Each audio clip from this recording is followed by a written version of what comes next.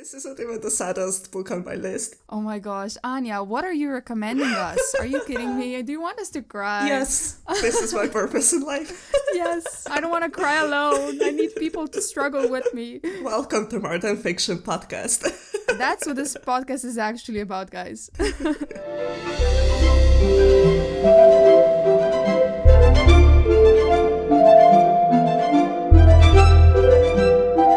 Hey guys, Nina here. Hey, and I'm Anya. And welcome to our podcast. So today's episode is going to be a little different. We're going to do a yearly wrap up, which we're super excited about. We're excited to talk about our favorite TV shows and books, not just books this time, because we just love our TV shows too, okay? Even though this is mainly a book podcast, right? True. I'm so excited about this episode because it's the holidays. Let's just say a bunch of nice things about the things that we loved this year. And yeah, you can't click away anymore. I will be rambling for a very, very long time, and you sign up for this, so you're contractually obligated to listen to me now. Exactly. Same goes for me, okay? And just so you know, we're gonna start off with books. We kind of decided to just name our favorite 3 books that we've read this year, and also our favorite 3 TV shows that we've watched this year. So this doesn't mean that the books had to come out this year or the TV shows, they have to be 2023. That just means that we've discovered them this year and that they made, our year better, I guess. Right? Yeah. Also, we'll try to focus on just the basic premises of the books and the TV shows and like our own opinions of them. But this might get a little bit spoilery, so if you don't want to know anything at all about a book or a TV show before you start it, then this is a warning for you that things might get a tiny bit spoilery. Yes. Okay, hopefully you haven't heard of these, or if you have, that you haven't read them, so that, we can convince you to go read them or watch it. Yeah. Or you're just happy to listen to us ramble on about something that you really like, because I'm sure this would be fun for you too if you are familiar with those. That's true. Yeah, I am interested in your list. I'll be very surprised if there isn't any overlap at all with us. I think I'm going to try to guess some stuff about your lists. Oh my god. Okay, you can try. But honestly, I haven't read that many books this year. So the choice was very easy for me for which were the top 2 books. About the third, I kind of wasn't so sure, but then I ended up deciding on it anyway because obviously I had to. So hopefully, you guys will like my choices. But even if you don't, I like them, and that's what matters, right? So absolutely. Who cares? Oh my gosh, okay. You're so right. Okay. Yeah. Let's do this. Anya, will you take the floor? Because I still have to think a bit about what I'm gonna say. Sure. Yes, I will begin. So this year I've read quite a lot of books. If you compare it to previous few years, I've actually had a pretty good reading year. However, a lot of those books were either rereads or huge series or sequels from a series that I've read previously. So it wasn't easy to find books to recommend that would make sense in this sort of format. So that was a bit hard. I wanted to come in here and say that I didn't really read any completely life-changing books this year. Nothing that I would say it's in my top 5, 10, whatever of all time. I've read a lot, but nothing that was really phenomenal to that level. But then today I went and reread some stuff in preparation for this episode, and I was texting you that I was crying while reading things. Yes, you did. I remember. Yeah.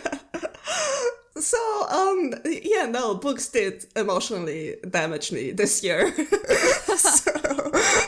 But that's the emotional damage that we need in our lives, right? If you're gonna be emotionally damaged, let it be books, okay?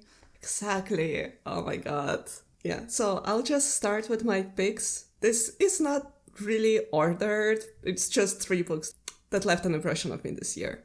So I will Okay. start with the first one, and it is a romance. It's a contemporary romance, and it's Happy Place by Emily Henry. Ah, I knew you would pick this Yay! one. I knew it. I haven't read it yet, as you know, but you've raved about it, so I'm excited to read it as well. Oh my gosh, yay. Yeah, actually, I've read it in like 2 days on the beach, and it was like the perfect pick for it. And like, I've told you the story before, but basically, I decided to go to the seaside like very last minute. So I was like running around all day, like buying swimsuits because I don't have any like in this apartment.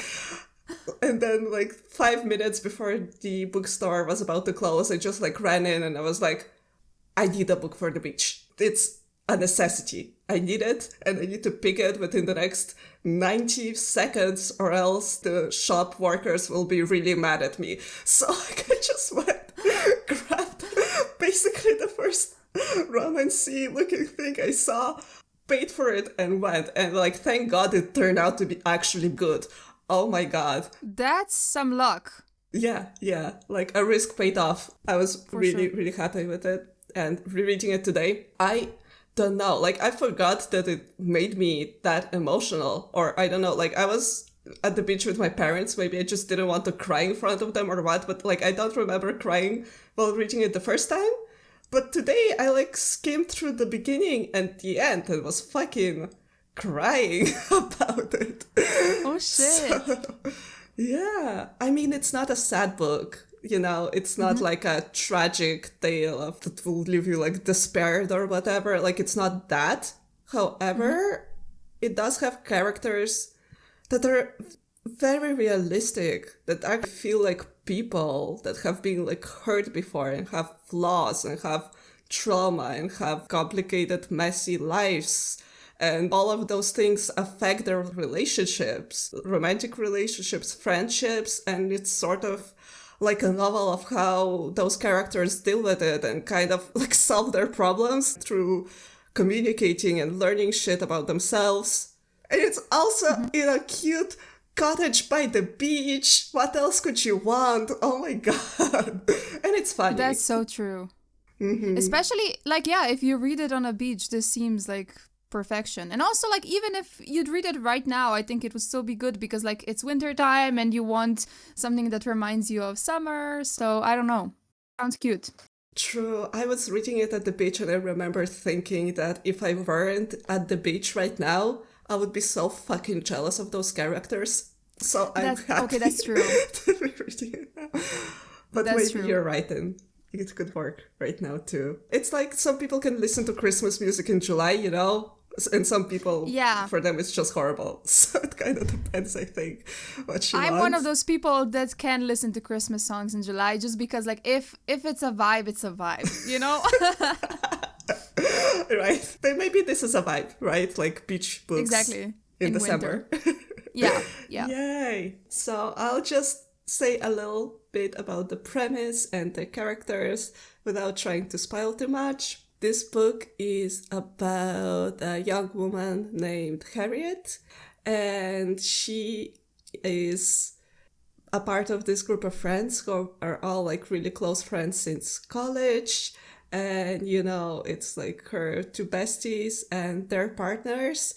And each summer they all meet up and hang out in her bestie Sabrina's cottage at the beach. So it's like their tradition. It's like where they like truly feel the most themselves, the most happy. They can like forget about all the bullshit that's surrounding them and their like adult jobs and whatever, and like feel like they're back at college, you know, and everything. So this is like a tradition, but this year it's going to be a little bit different because what everyone else in the friend group doesn't know is that she and Win, who is her fiance, have actually broken up.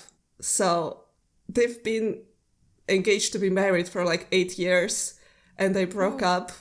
Yeah, and they didn't fucking tell anyone, and they were both invited back by the friends who have no idea. Drama. I love it. Oh my gosh, yeah, it's so good. I mean, it's a bit silly, like it's a fake dating trope essentially in like a cute beach cottage, like the best friends are like super rich, so everything's like perfect and magical. So you do have a little bit of that element that it's a bit silly, it's not as serious, but still I feel like the flaws that the characters have and things that are like preventing them from truly being themselves, you know what I mean, are like so fucking real. Of course, yeah. Yeah. I mean, just because you're rich and, you know, you have all the money you want doesn't mean that you don't have problems too, right? Yeah, so I actually really, really love the friendship group as well. It's so rare in romance books, or at least it is rare in the ones I've read, I don't know, to have all of the side characters, you know, all the friend groups, all like the family members, also be developed characters with like motivations and likes and dislikes and flaws, to the point where if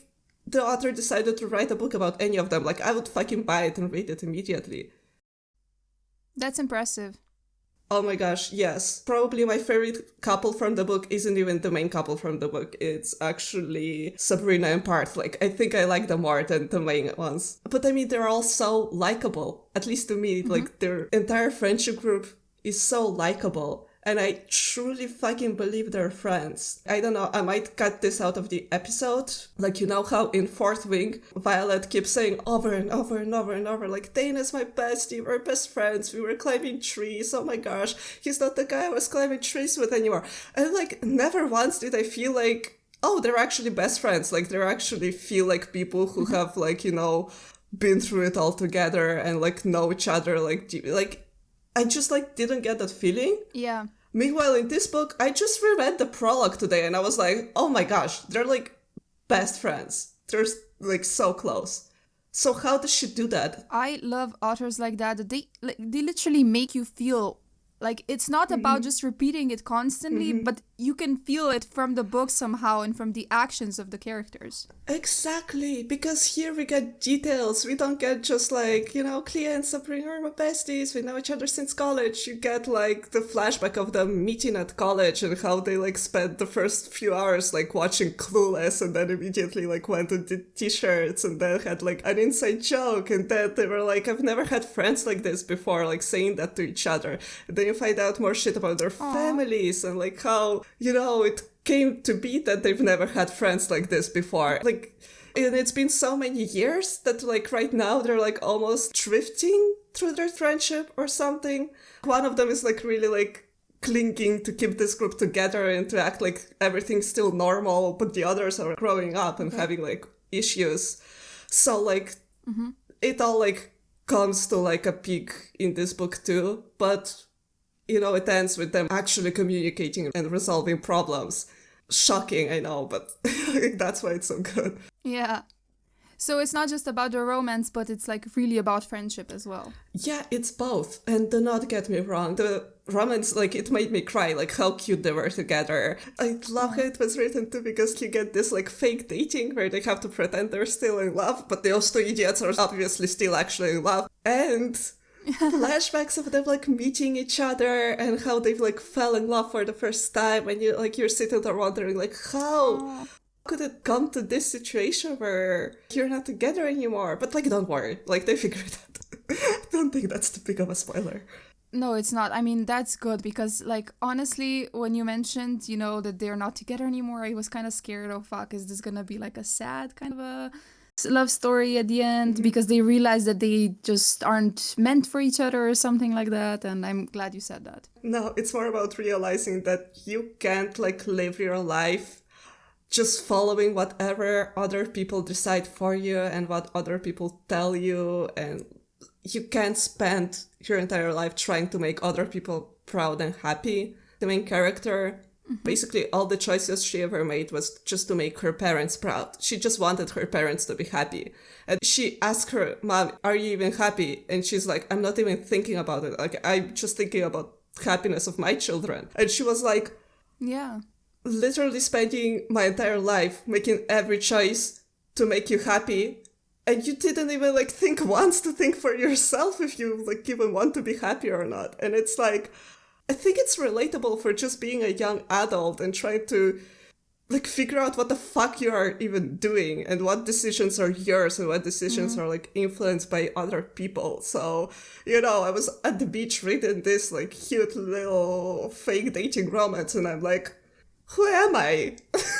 What am I doing? Yeah, it made you think legit about your life. Well, that's great. But kind of scary too. It's a bit deeper than like you would expect. So, but Yeah, I can see that. genuinely, I do recommend it for many reasons. I mean, if you just want to read it as like a cutesy little turn your brain off moment, I think you can also like do it on that level. But I don't know. I just really enjoyed it out of all this. Yay. Yay, it made you happy. Your happy place. And it made me cry, Adorable. but it's fine. Yeah, but like a good kind of cry, Yeah. I assume. So, it's fine. It's fine. Okay, I will just also read a couple of quotes. When I whisper shakily, his fingers twitch, tightening through my curls. Are you saying I can come home? I'm saying, he murmurs softly, it's not home unless you're there. So cute! I'm melting. So cute. Yay.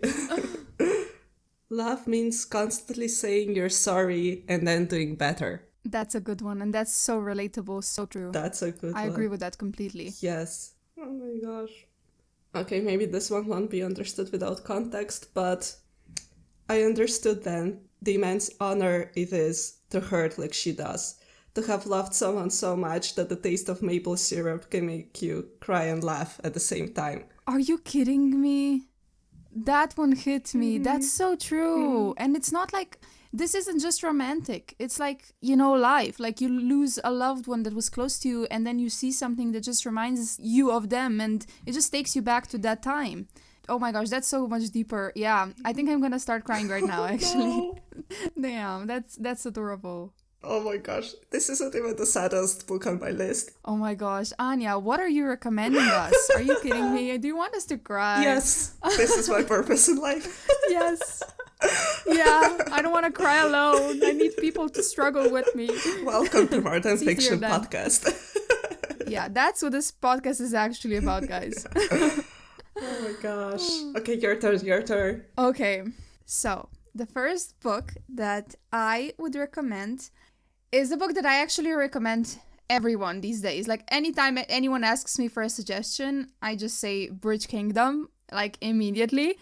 So here's the thing. I actually reread the Throne of Glass series this year. But then while I was reading it, I discovered that the last 3 books I haven't even read, like at all, because I was reading them as they were coming out, and I assume like at one time I just forgot about them for some reason. So anyways, I read them and I had such a huge book hangover. So I kind of cured it a little bit with Akotar, but then after Akotar, I still had like this Fae hangover, I couldn't move on to something else other than these high Fae and their love stories and stuff. So I don't know, I kind of said to myself, this Bridge Kingdom seems kind of like a cute book, to help me cure this stupid hangover. And I didn't expect much from it. I just thought it was going to be a fun fantasy read. But then, I remember starting it, and I read it in one day. I read it in freaking one day, and it's not even a short book. And it hooked me immediately. Like, something happens in the first chapter that just makes you go, what the actual fuck? You don't even know how you're gonna like the main character, because the shit that happens is insane. So you're like, what the fuck am I just reading right now? What did I just read? From then on out, you just wanna keep going. Okay. And it's basically, like I said, a fantasy book. It's centered around this girl named Lara. Lara is a princess. She is the daughter of the king of Maridrina. And this king, he actually has a harem. So he has multiple wives and he has so many children that it's not like even, I don't know how he can have that many children. Honestly, it's insane. Of course, as a kingdom, he has enemies, and one of them is Etikana. And Etikana is known as the Bridge Kingdom, and they're known as the Bridge Kingdom because, obviously they have a bridge. But really? This, yeah, really. But this bridge is kind of like on another level because it basically goes through the entire kingdom or something like that.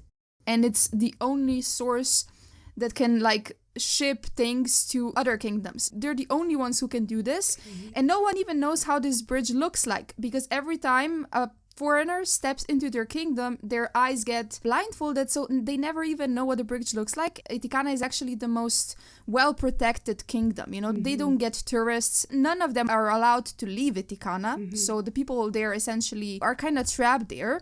Damn. But yeah, as a result, they're very, you know, rich and successful, and if they lost this bridge, they would like literally die, you know, they would be massacred. So this is really important for them. What the fuck happens to the bridge? It's a long story, yeah. But yeah, Lara is kind of the same age as the prince of Etikana. So her father arranged one of his daughters, when they come of age, to get married to this prince. But in present time, he is already king because his parents died. So anyway, Lara was sent to this place, like far away from her kingdom, in which she trained to become a spy. Because her father, because no one can enter this kingdom, this was his plan, to make one of his daughters a spy, to like bring the kingdom down from within, right? Cool, yeah. And all of his daughters, you know, they train to be these assassins, these spy masters, whatever. But the one that's the best, that gets the best grades, that just in general, you know, seems the best at spying, I suppose, will win. And obviously, like, it's Lara, she gets sent to Etikana. And the thing is that these daughters, they're super passionate about this. Like, it's not just that they've been trained for it, but they believe that their kingdom is dying out because of Etikana. Because, like, based on the information they have, Etikana doesn't ship them enough goods for them to survive. So their people are struggling, you know? And Lara wants to be the one to help them, of course. You know, the children, they're very poor. And she, like, believes that Aren, so the king of Etikana, that he's this cruel king that doesn't want to help her people. So that's the belief she has when she's sent there. But soon, you know, she realizes that things, that they might be different, that her father might have spun some lies, etc., etc. So it kind of, you know, becomes a decision which kingdom she will choose to save, actually. Oh my god. Because regardless of how, you know, she sees these things in Aren and in his kingdom, she also really cares for her people. That's something that has been really, that's really a part of her, you could say. Another thing that's super interesting about Aren's kingdom is that it encompasses a series of islands that are made up of a jungle terrain, dangerous waters, incessant storms, and an infestation of snakes. So this kingdom is like insane. It's like basically a big ass jungle. Its waters like are infested with sharks. You can't swim. You have to be careful anytime you go out because a snake might bite your ass. You know, it's like, it's insane. So obviously she's not used to this. So it's like super, super interesting. I feel like this is such an original story. This kingdom is so different from anything I've ever read before. And, you know, the plot between them also, you know, it's obviously an enemies to lovers story. And it's done really well. You know, it's not like some stories where you're like, they aren't even enemies. They're just like, they dislike each other or... Yeah, that's it. But no, these two, they are enemies. Like, literally, you know, opposing kingdoms. She believes the worst of him. He doesn't trust her. And it's such a cliffhanger at the end, by the way. I died. But I'm not gonna say more than that. Shit. Yeah, and Lara, honestly, she's one of my favorite main characters ever. She never got on my nerve, you know, which is very difficult. Main characters, usually they always just... But she never did. She never did. Even when she made questionable decisions, choices... I was still like, but I get her. So I don't know. I just loved Lara. She's super intelligent. The way she, you know, does her spying, it's not like Farah and Akotar. Okay, this is some actual spying shit, you know? And you have like also some political intrigue. World building is amazing. You don't have info dumps in this book. Everything about the world building just feels so naturally... It's really natural storytelling, you know? Throughout the story, you just get to know more about this world and understand it deeper and deeper. And the way it's written, I don't know, it's just really good to me. And you know, this premise, like, will she save her kingdom only to destroy another? You know, so it's like a question of morality and it's like a struggle between what she knows and what she's kind of just now finding out and now getting to know, you know, because these beliefs are so deeply rooted inside her, you know. Yeah, from the way you described, I can tell that there's shit going on that she obviously wasn't informed by, so it will be a lot of like, what the fuck moments, right?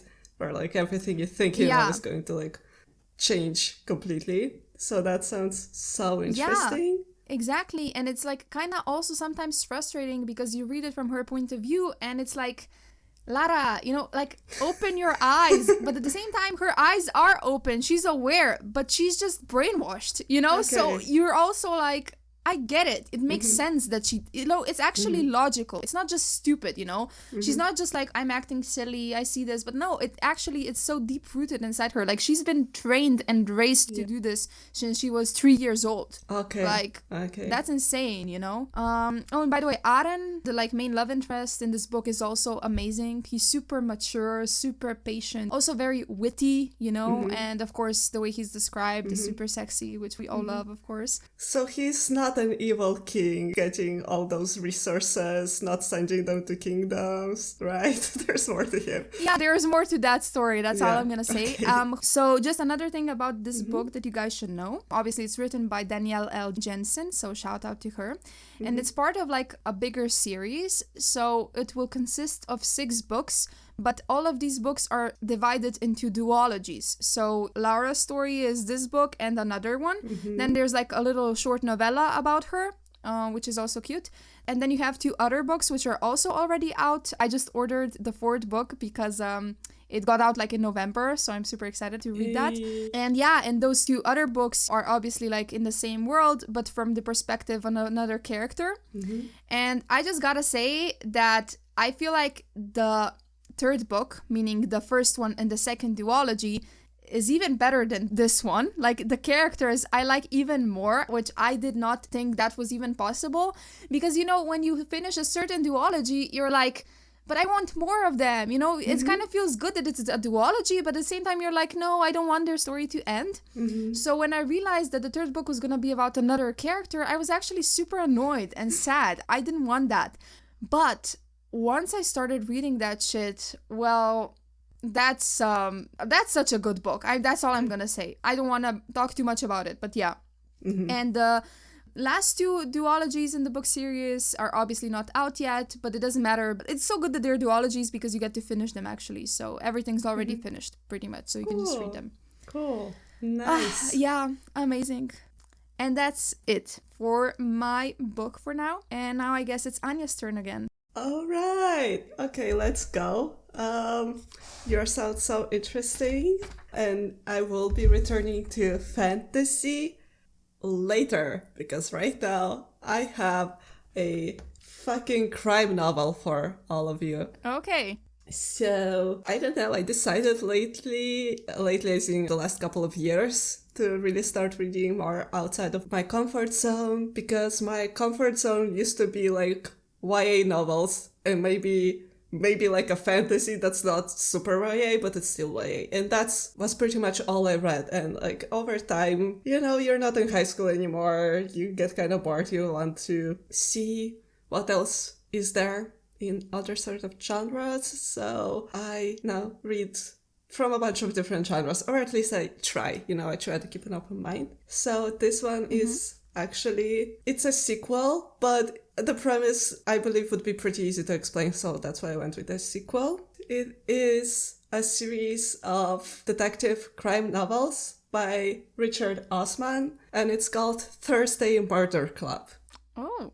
I immediately was just interested by the title. It's actually about a group of friends in a village for retirees. So they're like all like in their like 60s, 70s, and they have cool little clubs in the village. And this one is about solving murders. Oh my god, that's so cute. I can imagine like older people solving them. That's adorable. Yeah, like I've not read many books where main characters are retirees, you know? I was looking for something that's like more out of my comfort zone and not about characters that are like just like me, you know? So that's why the series interested me. And it's actually like so funny. The mysteries are always great. I don't always see what's coming. Like the bad guys are really cool because at the end they end up befriending them and they're like just friends with random drug dealers and shit. So it's a fun series in that sense too. Yes, so the main character is actually named Elizabeth, and she used to be a spy. She is a retired spy for the British government, so that's why she has, access to all of this information. She has all those connections. She knows all of those unsolved crimes, right? And her friends helping her are Joyce, who used to be a nurse, Ibrahim, who used to be a psychologist, and also Ron, who was really like rebellious and shit, so like more involved in like politics. So like they all get together and try to solve unsolved murders until of course an actual murder happens and they have to like solve them for real now. So that's kind of the premise of the series. Ooh, Yeah. love it. It sounds super interesting. It is. And it's also like funny. You know, okay, I mean, yeah, of course murders are happening, drug dealers, gang members, whatever, but it's a funny book. Like it's not to be taken like completely seriously. Which is why I was absolutely not prepared to cry my fucking eyes out in the latest installment. Yeah. Oh no. Anya, just like I have to put a disclaimer here, guys, when it comes to old people, every time I see old people struggle, I cry. So if one of the old people dies, I'm gonna be so sad. I'm not gonna survive that. I mean, as I was reading it, I think I sent you like one quote and I didn't tell you anything about them because like I fucking know if I was a fucking wreck reading that, I don't think you'll survive reading that, you know? That's why I'm not sure. So, you know, I'm not sure I'm recommending it to you. It's just on my list, but like proceed with caution, Of course, yeah, honestly, because it lures you in as like another mystery with like all those characters you already know and love and like are familiar with. And it is a mystery. Like it gets, you know, solved in a satisfying way. You get all the clues, like all the bad guys, they're all like really cool and I like them a lot. So while all of this is happening, it sort of takes a back seat at some point and it just becomes focused on the love story, actually. And yeah, so Elizabeth's husband, his name is Stephen. They've been together for fucking, I don't know, most of their lives. They're truly in love. They love each other so much. You know, she's this spy badass woman and he loves her and loved her all his life. And throughout the books, we just got more and more hints that he's suffering from dementia. Actually, he's... No. Yeah, I know! I fucking know! You hit me in the heart again. Oh no. But I wasn't expecting it to actually get addressed in such a deep way, and you read this like fun little group going around solving crimes and then like, sorry, time out. We're going to focus on this love story and just like rip your heart out and like stomp on it a couple of fucking times because love. So I had to, like no other book made me this emotional this year. Like I don't remember actually like screaming, crying as much at any book this year. So it had to make this list. But like I fucking know that it is a subject that it's like you need to be prepared for it. And I fucking wasn't. So then... Yeah, I can only imagine. I mean, I'm sure a lot of people, you know, who are listening will probably want to read it and everything, but I think I'm not one of them. Just because, yeah, I'm a sucker for older people and also dementia. That's actually a legit fear that I have. Like, the idea of ever, you know, losing my memories and essentially who I am, that just makes me so scared. And, you know, my sister, she works with people who have dementia and, you know, she tells me stories and stuff. And even then, like every time I just cry. So I can't even imagine reading about it. But it sounds like a really, you know, deep and lovely story. And I'm pretty sure that we can like learn a lot from it. Yeah, like ultimately it is about love and about, you know, how much they love each other and how beautiful their life together actually was and how much... Yeah. Yeah. And like even that, seeing old people that have been together for so long. Like even in real life, that's so sweet. But at the same time, when you think about like that one of them is gonna eventually like die and the other one is gonna be left alone, that's another thing that I'm an overthinker, and when I think about this, I go down a rabbit hole and it's hard to come back out. So I don't even want to start, but like books like these, they make me think like that, and I just can't. I can't. Oh, yeah. Yeah. I knew for sure. She was in love. They were truly happy. She still has all those like wonderful friends who will get her through it. But yeah, it was truly sad. You know, they have this friend who was like a criminal, but like they befriended him. And he just like comes in every so often to just like play chess with Steven, and that's like the one thing he still like remembers so well is how to play chess. And they just like sit together and play games, and like he's like such a real friend to him. And I can't. I can't either. No, yeah, but I will read quotes from it as if this wasn't enough. Oh my god, are you for real? Okay, shit. Yeah, I'm sorry. I will start with this. I don't know why we're on this earth, says Steven. Truly I don't. But if I wanted to find the answer, it would begin with how much I love you. I can't. I mean, that whole chapter, I was hysterical when they were just like saying how much they love each other. It's so bad at working quickly, I'm sorry. No, it's fine. I need to breathe anyway. So. You need some time. Guys, I made Nina cry. So sorry. It's fine. I cry very fast when it comes to these kinds of things. Oh well, emotional person. Emotional damage. Truly. So I understand now why I was like texting you that I'm crying. I completely understand. Mm-hmm. Okay, this one. You understand that these people are still alive. Everyone who dies is alive. We call people dead because we need a word for it. But that just means that time has stopped moving for them, for that person. You understand? No one dies. Not really. I understand this. For all the words in the world, when I go to sleep tonight, my hand won't be in yours. That's all I understand. You have me there, says Steven. I have no answer for that. Grief doesn't need an answer, any more than love does. It isn't a question. It's too much. Oh my god. Oh, yeah, that's too much for sure. And I mean, it's so true. Like, yeah, a person might die and they might not be with you anymore, but they are, they'll always be there. They'll always be that person for you, even if they're actually gone, They're never gonna stop being that for you. I was not... This isn't what I expected or wanted. But, Richard Osman decided to just fucking kill me. So there we are. Oh, God. Rip your heart out. Yeah. Is your Kindle, or what's it called again? I'm sorry. Kobo. Yeah, it's fine. Guys, I'm asking because if you heard something like, she kind of threw it at the wall. She's insane, yeah. I threw it on my couch. It's safe. Okay. It sounded like it was thrown against the wall, but I'm here being dramatic. Of course I am. It's on the couch. I'm bad at aiming, but it was the couch. I don't think you need any more quotes from here, I think that's best. And these two were super strong, like super deep. Okay. So Anya, you just mentioned that you wanted to step out of your comfort zone and read something completely different.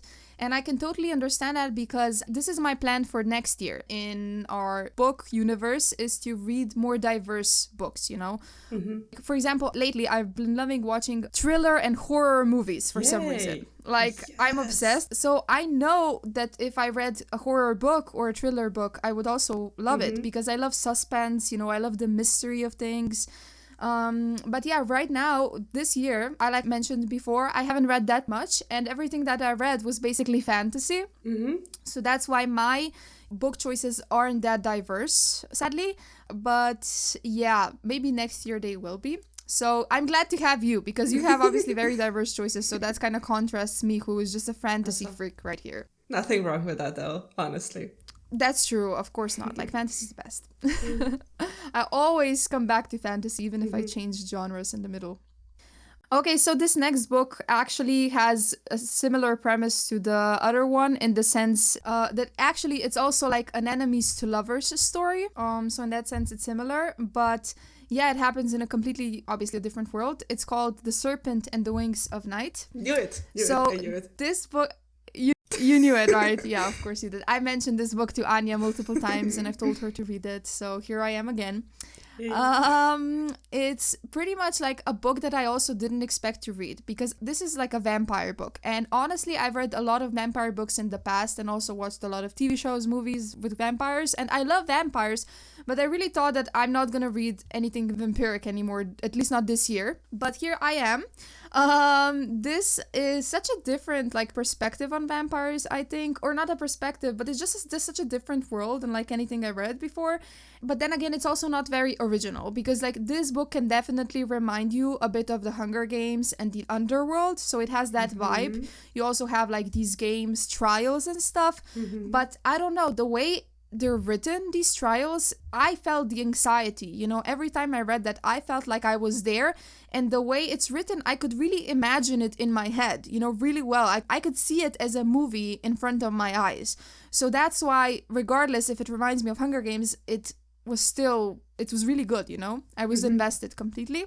And well, it actually, yeah, happens in a world where vampires are a thing, and they're basically divided into 3 houses.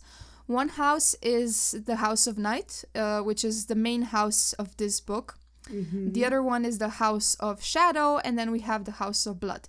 So these are kind of different sorts of vampires, you could say. In the House of Night, they are basically divided between, again, 2 types of vampires. One with bat wings, and the other type is like with feathered wings. Okay. Something like that. They also have like magic abilities, but it just depends. Like some vampires are born with these magical abilities, some are not, some are a lot stronger than the others. It's like based on bloodlines, I think. Then you have the House of Shadow. We don't know much about them yet because, like I said, you know, we haven't focused on those 2 houses for now. But yeah, they can basically read your mind, stuff like that. It's connected to mind control. And in the House of Blood, they can like control your blood basically, so they can like, I don't know, make your blood boil, for example. And their ability is it's very ruthless. They're the most ruthless. But also the House of Blood is a bit different because they're cursed. So all of these vampires, by the way, none of them are actually immortal. You know, their lifespan is very, very long and they age slower. But they're not immortal as, you know, for example, in the Vampire Diaries. Cool, got it. But with the House of Blood, it's even worse because they're cursed. So they actually don't die, but they change into demons. So, you know, yeah, but we'll get into the House of Blood, I guess, in the following books. This is also, by the way, a series that is made out of 6 books, and out of each has 2 duologies, just like the British Kingdom. So the first duology is actually already finished. It also has like a novella. By the way, this novella is so good. It's called The 6 Scorched Roses, and sometimes novellas are just like small, like short stories that are just, you don't even know what to do with. But here, it's like a story in itself, and it's very well paced, and the characters in the story are also very mysterious, and they play a role in the second book of this series. So they're important in that book, which is also really cool. But anyways, The Serpent and the Wings of Night focuses around Oriah. She is a human girl. She was found in like a crumbling house in the middle of a war by the vampire king, Vincent. So Vincent, when he sees this tiny little girl hiding in this crumbling house, people dying around her, I don't know, for some reason he just is pulled towards her, and he actually adopts her, and she becomes basically his daughter. Like, so he raises her as his own child. But the thing about this world is that it's very brutal. If you are in a royal bloodline, you kill your siblings, you kill your parents so that you get to be the next king or something. So pretty much Vincent massacred his entire family, you know? Like, oh my god. Yeah, he's on another level, but for some reason he found some kind of love, you could say, for this girl, you know? So all I'm gonna say about Vincent is that he is probably one of the best morally gray characters I have ever read.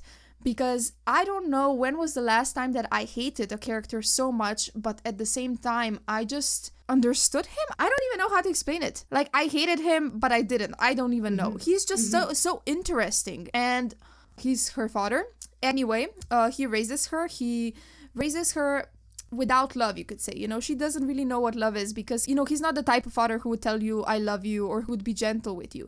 He shows you that he loves you by training you, by showing you how to defend yourself, by standing up for yourself, stuff like that, you know. He, like, wants to make her as strong as possible.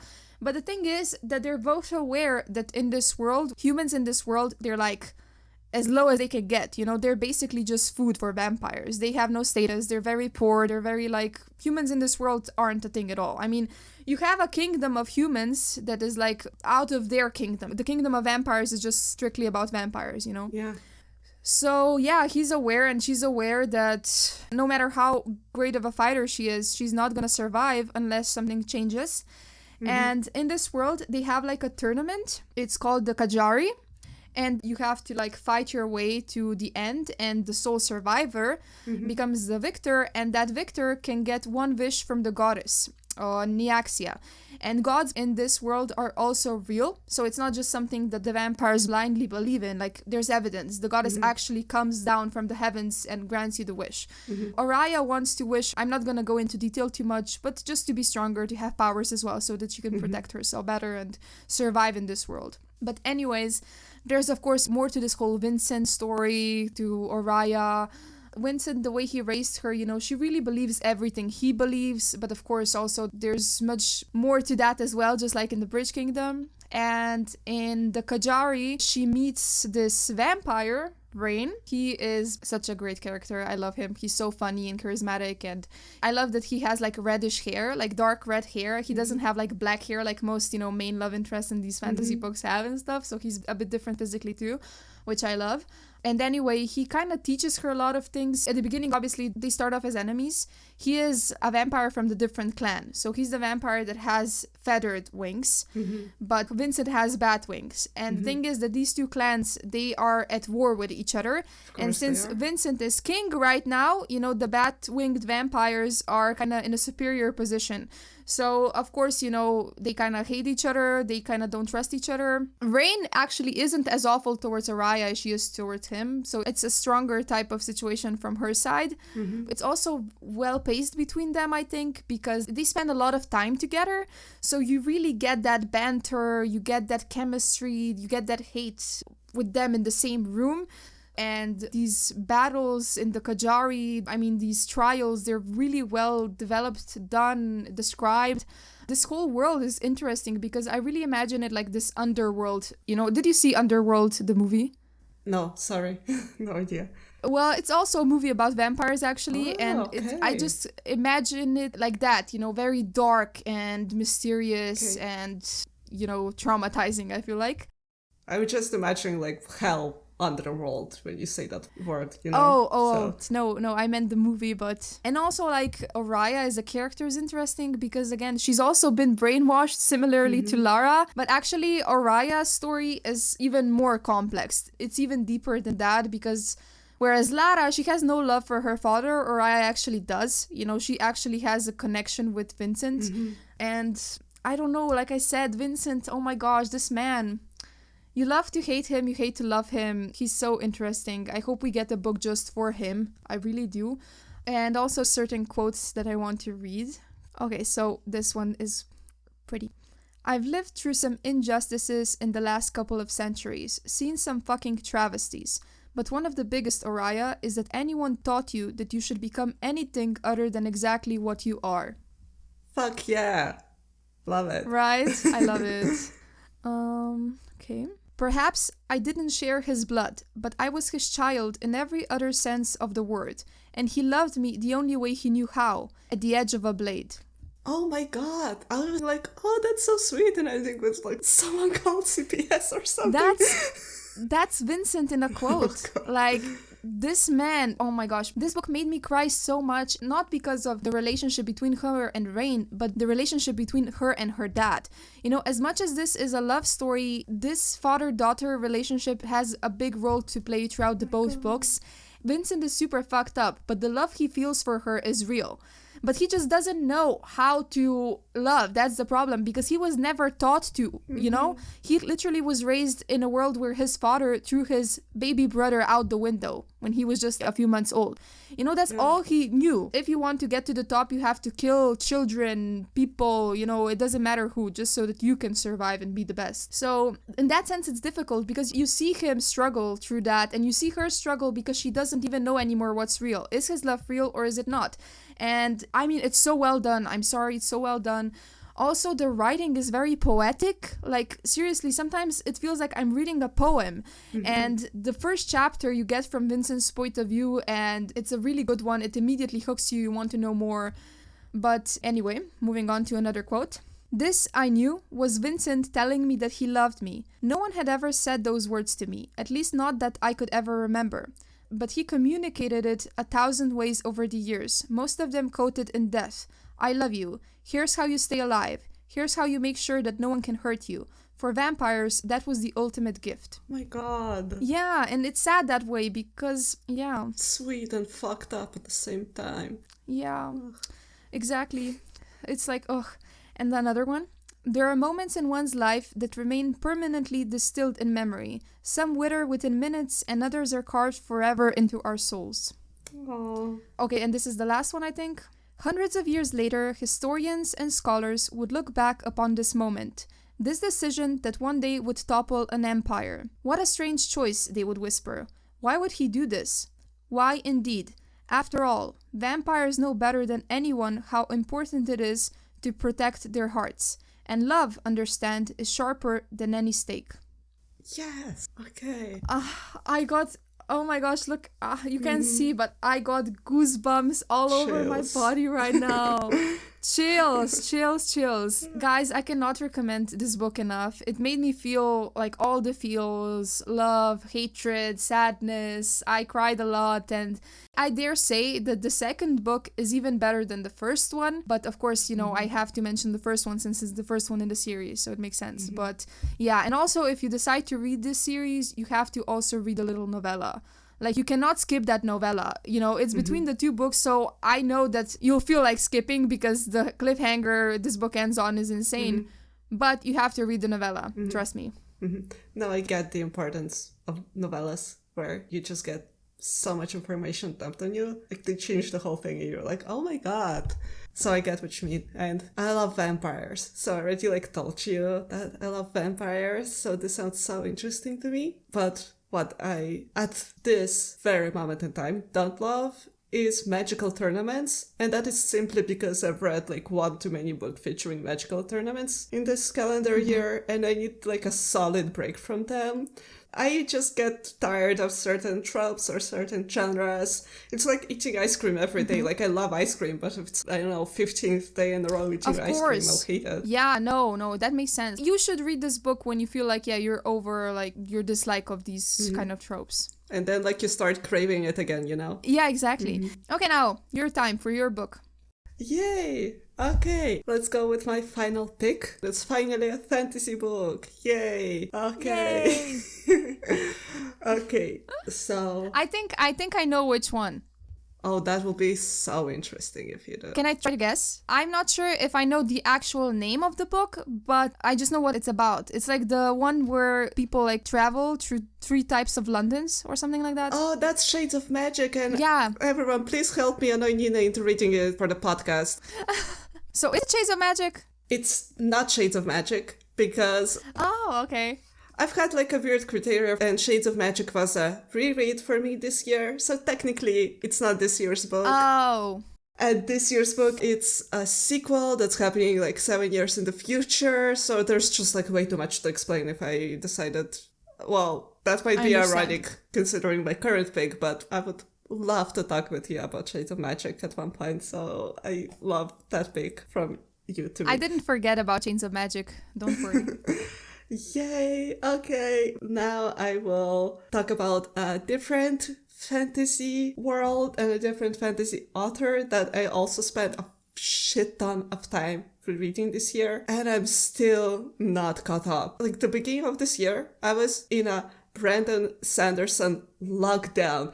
I decided to reread all of Mistborn, read every single book that I haven't yet read, and then he decided to release like 4 more books. So, I was doing my best and I'm still not caught up, and I'm already forgetting things from like the books that I've read in the beginning. And if you know anything about Cosmere, you know that he's insane. And every little thing that happens in every little story that are set in different fucking planets is going to matter in the end. So I'm trying, but my brain is not powerful enough. Mine wouldn't be either. That's insane. Oh no, but I love it. You'll love it. You need to get into it. I'll text you later. Okay, deal. Okay.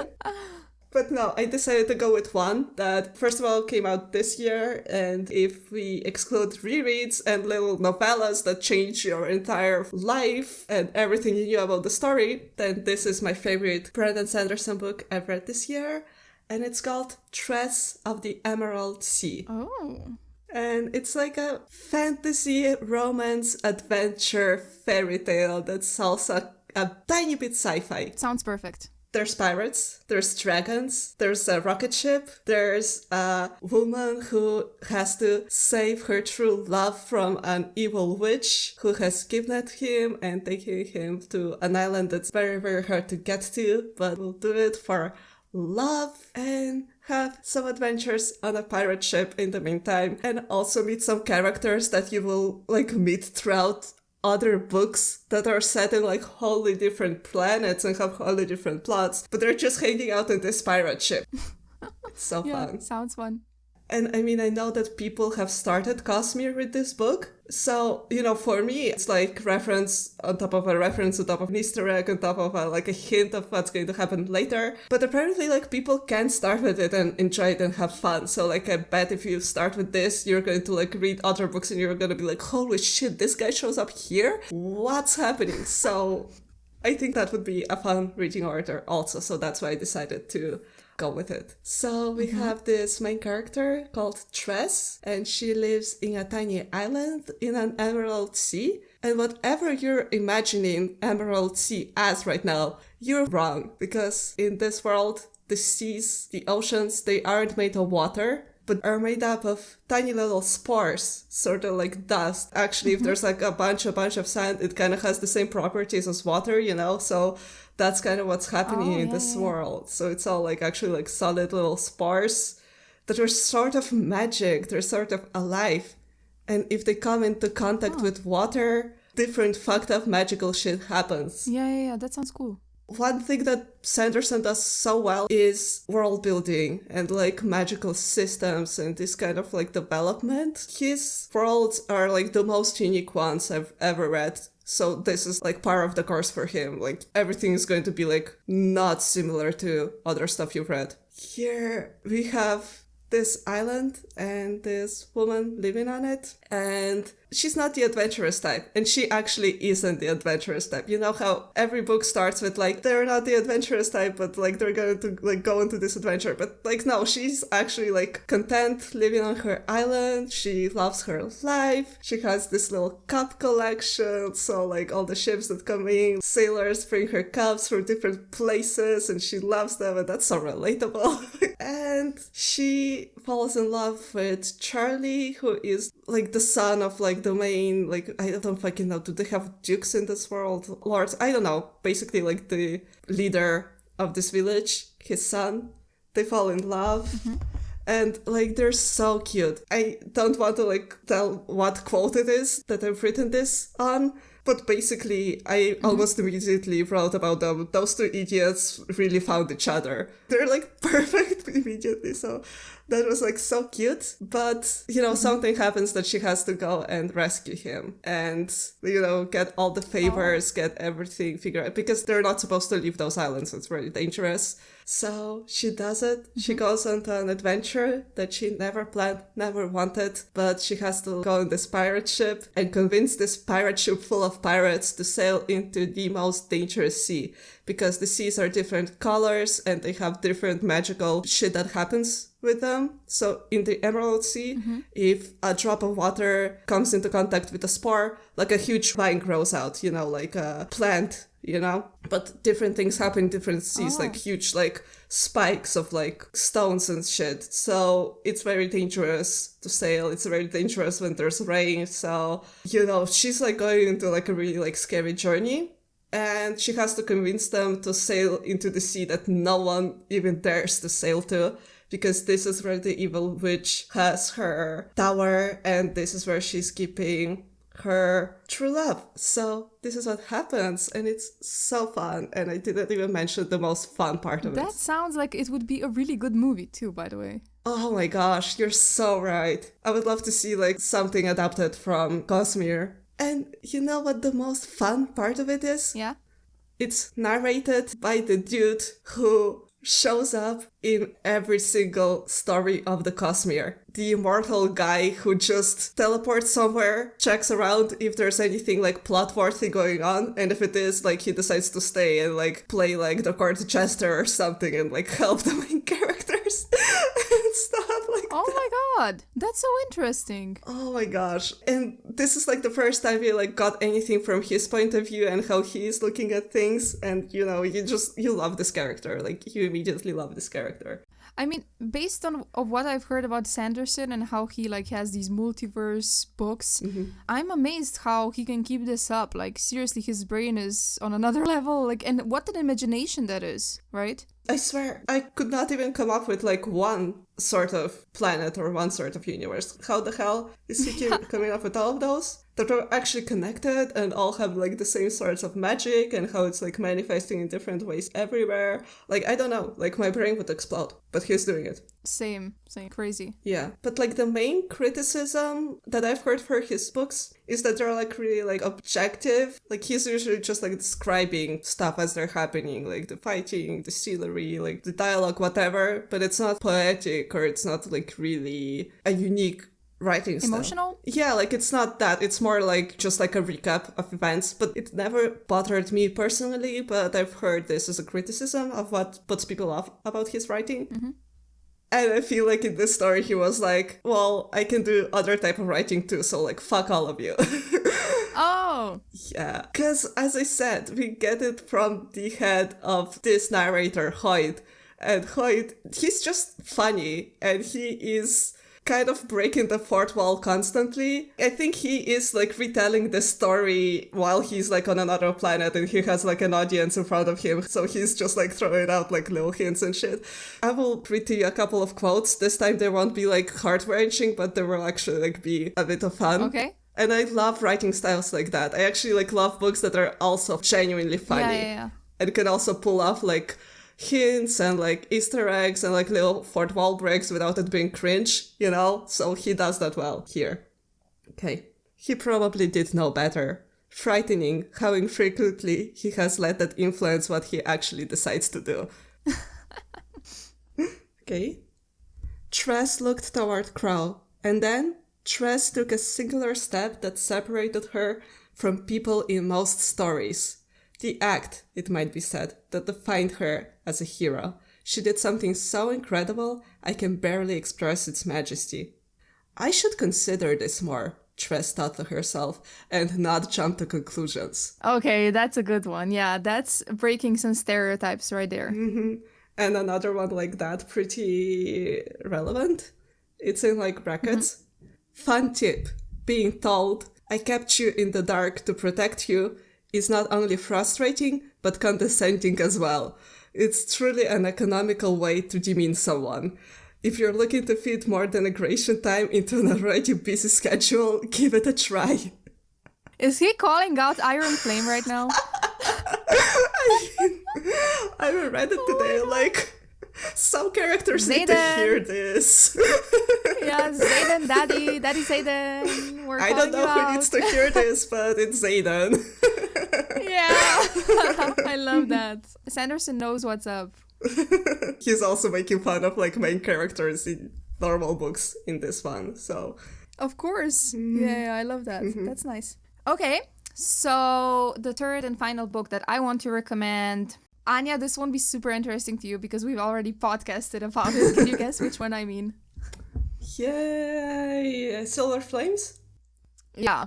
Yay. Like, honestly, If I could, I would have chosen like the fifth book from Game of Thrones. But the thing is that, it's like seriously in the middle, like it's almost the last, like Game of Thrones has 8 books, 7 if you don't count the prequel. So, it would be kind of difficult to explain. You read Game of but Thrones all this in year? all, I didn't know that. oh my gosh, Throne of Glass. I'm retired. Yeah, probably retired. Jesus, I meant Throne of Glass, okay? Throne of Glass is definitely like my favorite series that I read so far. Like just as a series, it works really well. But yeah, I chose A Court of Silver Flames. So I won't like talk too much about it because we have literally an episode dedicated to this book. But just a little bit, just if you don't know. So it's part of the ACOTAR series. But in this book, we follow different characters. So in the previous 4 books, if you count the novella, we followed Farah. But now we follow her sister, Nesta. I mean, I don't think you actually need to read the other books before you read this one. You can read it individually. You won't know that much. I think so, yeah, because you really focus on Nesta and Cassian. And I feel like you find out a lot about them in this book. And a lot of the things that happened in the previous books are also kind of recapped.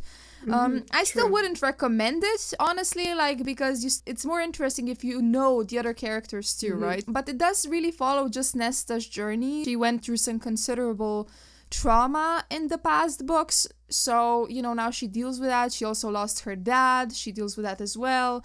When you start off this book, she's in a really bad place. She's like drinking and sleeping around and just basically self-destructing in a way. And that's why her family does an intervention and pretty much tells her that she has to like get her shit together. So they set her off to train and to work in a library, and she has to follow all these rules and blah, blah, blah. And of course, there's also a steamy romance with Cassian. He's like a high fae. They're all high fae, by the way. If you don't know about ACOTAR, it's like a story about the fae. So yeah, she also has some super cool abilities. And Nesta is a character super intriguing because she is very unlikable at the beginning. Like, you don't root for her. She's a bitch. But essentially, when you're in her head, you understand why she is the way she is. So you can't help but feel for her and relate to her. And also Cassian, her love interest, he's super great himself. He's super funny, charismatic. He's, a daddy, or what can I say? And their romance is super steamy if you're into those kinds of things, super spicy. They also they don't hate each other, but they kind of also don't necessarily like each other completely. So you have that kind of a tension there. And yeah, Nesta, she's just really going through it. So you also should be aware that if you're struggling with depression or something like that, that can be a trigger for sure, because some of her thoughts are really, dark. And this is for example, a quote from the book. "I am worthless and I am nothing," Nesta nearly said. She wasn't sure why the words bubbled up, pressing on her lips to voice them. "I hate everything that I am, and I am so, so tired. I am tired of wanting to be anywhere but in my own head." This quote is so sad, but at the same time it's so powerful, because I feel like we've all felt this way, like at one point in our life, that we're just tired being in our own head. Because sometimes, you just overthink things, you make them even worse than they are, and you just wish you could be anywhere else, in that moment. So yeah, this book really hits you in the guts, and it really is about growing through the struggles, about getting through the depression. If you're expecting a super fast-paced book full of action, you'll be disappointed, because it has definitely also kind of an interesting plot, but it's more about the growth that you go through, the struggles you persevere, and about finding yourself, accepting yourself and who you are, instead of hating yourself all the time and the mistakes you've made, because we all make mistakes, right? I love that this book is focused on character growth. You get moments where this character is in a really dark place, or she's acting horribly towards people that love her. But you need to get through all this journey to get to a place where she's better and she has nice family and mate. And I enjoyed the journey of seeing her heal and seeing her grow, despite how I sounded on the podcast. But no, I mean, you described it in the podcast, I feel well enough too, that you loved the journey that you went on. Yes. And she also met friends along the way that also, have their own struggles. And here's a quote from one of her friends, which I really like. Gwyn whispered, I am the rock against which the surf crashes. Nesta straightened at the words, as if they were a prayer and a summons. Gwyn lifted the blade. Nothing can break me. So I like that quote a lot. It's so powerful and inspirational. And also, like, I posted reel on Instagram and TikTok about this book, like something along the lines that when I'm in the gym working out, I'm actually imagining I'm working out with these girls in Valaris, where they live. So many comments are about how this book actually motivated them to go working out. People were motivated by this book to actually go to the gym. And I, for one, actually started meditating because of this book. It didn't go well because meditation just didn't work for me. But yeah, it makes you do stuff. So it's pretty cool, right? If you need motivation, like, read what those girls are going through and how they still persevered and reach their goals, and you're gonna be like, fuck, shit, I need to, like, learn how to fight with a sword or something after that. Exactly. Exactly. Okay, and now just one last quote and then I'm done with this book. So, Nesta had become a wolf, armed herself with invisible teeth and claws, and learned to strike faster, deeper, more lethally, had relished it. But when the time came to put away the wolf, she'd found it had devoured her too. Oh my god. So deep, so deep. I love it. Okay, that's it for the books that we recommend. I hope you liked our picks. I hope that, like, our descriptions have inspired you to go read them. If you do, please let us know what you've thought, if you like them or not. Like, seriously, I really want your feedback, guys. Text us on Instagram, on TikTok, wherever. But anyways, we're still not done with this episode. We have now 3 favorite TV shows to go from both of us, right? Yes. Okay, Anya, will you start off again? Okay. I have no problem starting out first. And for books, as I've said, I did not have a very specific ranking. I don't have, like, really, like, a favorite this year. I've just picked 3 that stayed with me the most for different reasons. But for TV shows, I found it so hard to decide on the ones I actually want to talk about. Maybe I just watched too many TV shows this year, and that's the problem. But it was so hard to settle on 3. So at the end, I just had to decide on the ones that made me the most emotional. So I just rated TV shows based on how emotional I am. So third is, like, made me super emotional, but there's, like, 2 more that made me more emotional than this one. So I get emotional about TV shows, if you can't tell. Yeah, we're normal. Yeah, same. This is why we have a podcast. Yeah, exactly. Like this, I love our podcast for this reason. Okay, so my third favorite TV show this year, Daisy Jones and the Six.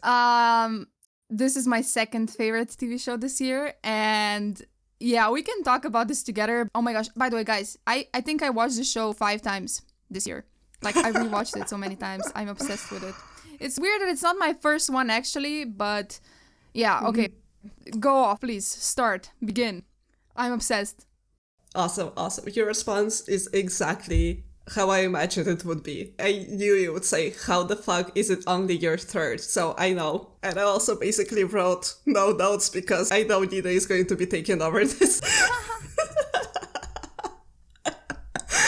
Of course you did. Because, like, I think I'm even more obsessed with it than you are. I seriously. And you're the one who recommended it to me. I mean, yes, we both love it. I swear, I was, like, watching the first episode and I, like, fucking paused it and just, like, sent you, like, a voice memo with something like, Fennec from the Hunger Games is a rock star! You need to watch it! The romance! The characters! That's reason enough. Everyone is so hot! Music! Set design! Outfits! Acting! Romance! Did I mention romance? Because I didn't mention romance enough. This TV show has it all. I mean, the vibe, like the time it's set in, like you feel like you are living in that time. Like you said, the clothes, the costumes, the music that they created. I mean, these people, they literally have an album now. You know, you can listen to their album. Like, you don't even have to watch the show, just go listen to the freaking album. It's like amazing. And it's actually good, yes. It's actually good, yes. And it really, you can feel the emotions. I mean, it's even better if you watch the TV show because you understand what's behind each song, you know, which is so deep. And it's such a complex love story because, like, you can't, I don't know, can you explain this? Because I have no words. Oh my gosh, I mean, I will fucking try, but honestly, like, I'm still emotional to this day about those characters. But it is actually an adaptation of a novel by Taylor Jenkins Reid. So I have read this novel, but it's been a few years since I read it. And it's like my second favorite Taylor Jenkins Reid novel that I've read. So there's one that made me cry even more than this one. But I was still so excited for this TV show. And I think they did a phenomenal job. Everything is just done to the highest level. The cast is fantastic. They got the exact right people for those roles. They fucking taught them how to be a band. And they are a legit band now. By the way, this TV show is about a band because I'm great. Well, yeah, we forgot to mention the most important part, but it's fine. Like, you get it. Yeah.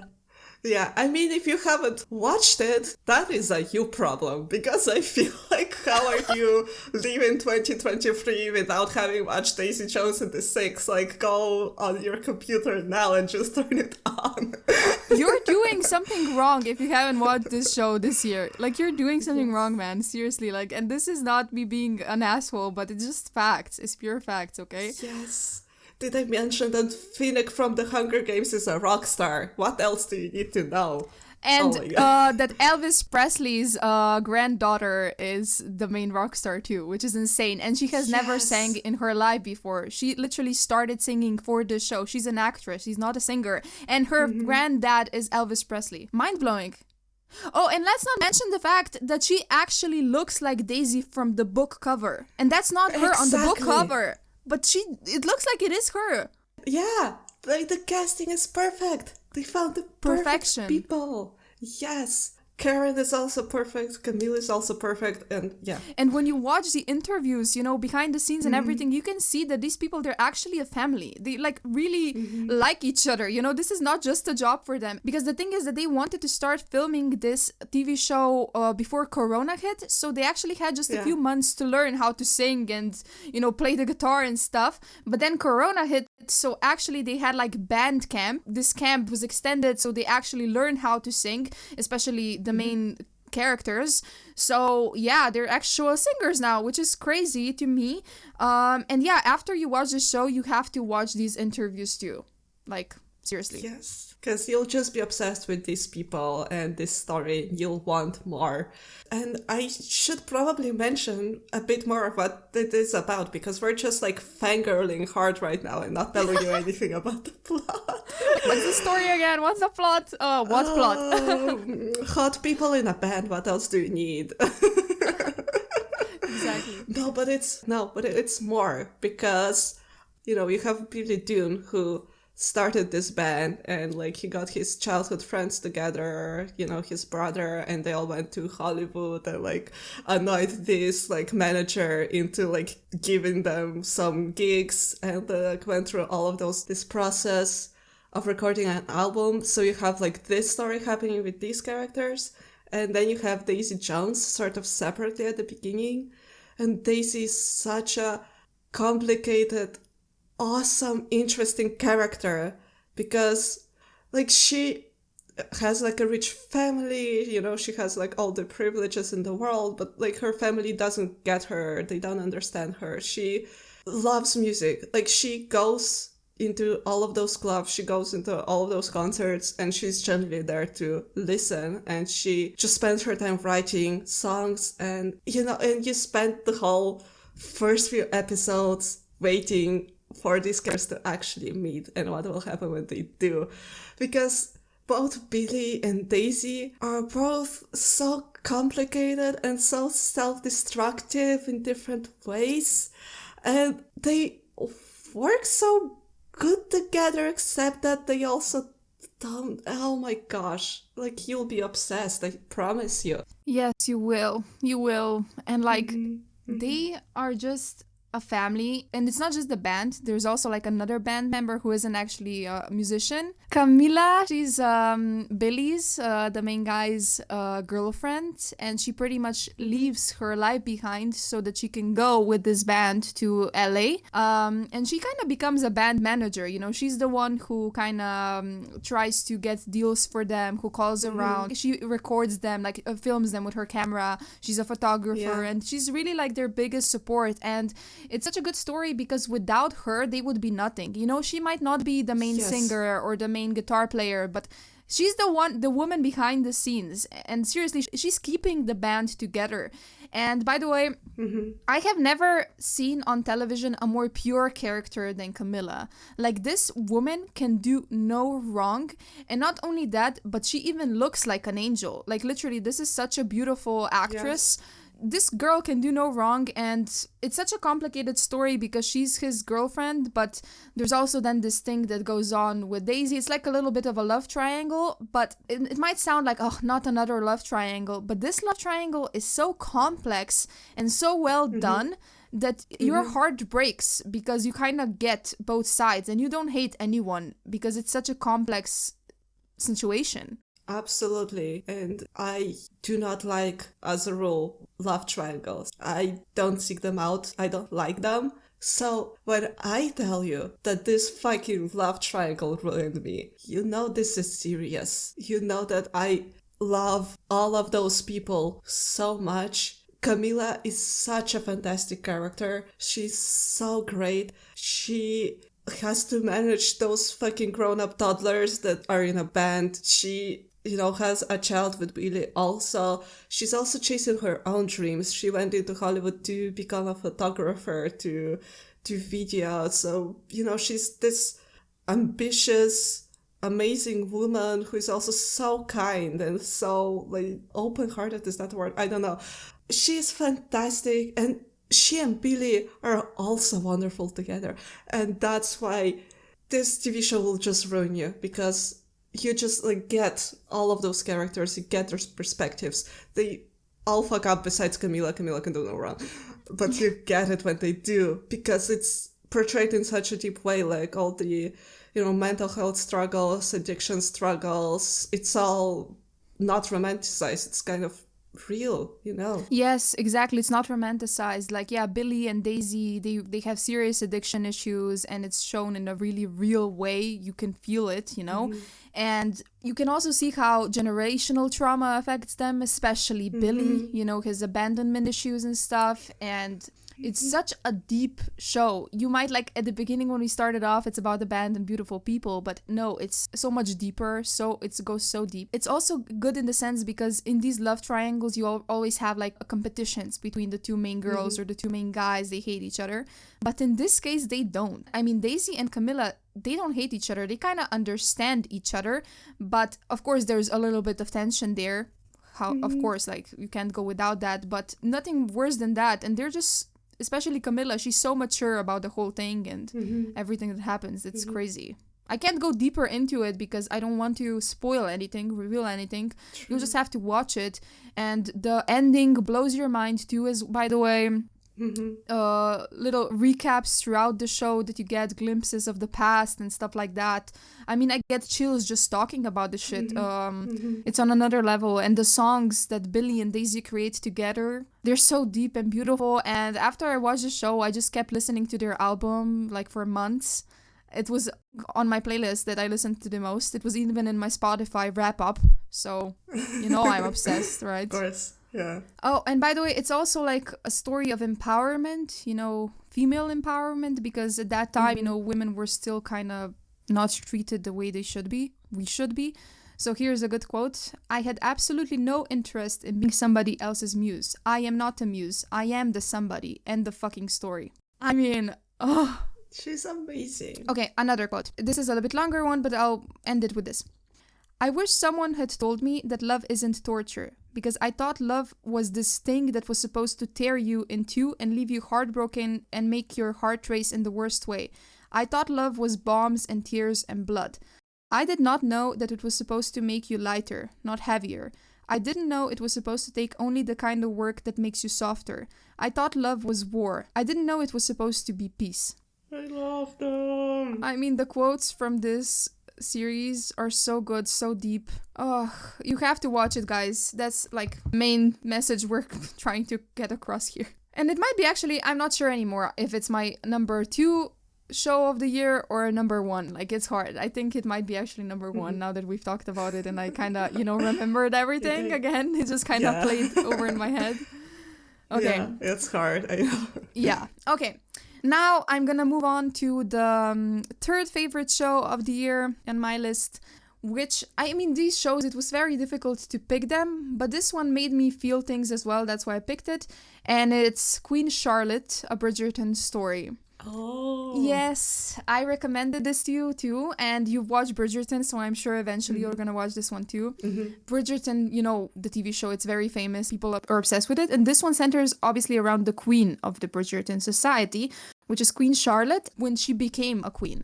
So it pretty much is about like an arranged marriage. She traveled from Austria or from somewhere to England to meet the man she was about to marry on her wedding day. So she didn't know him before, nothing. He's King George, King of England. In this Bridgerton TV show, it actually is based on history, but at the same time, they changed some things. Like, for example, Black people have the same status in society, while in reality at that time, that wasn't the case.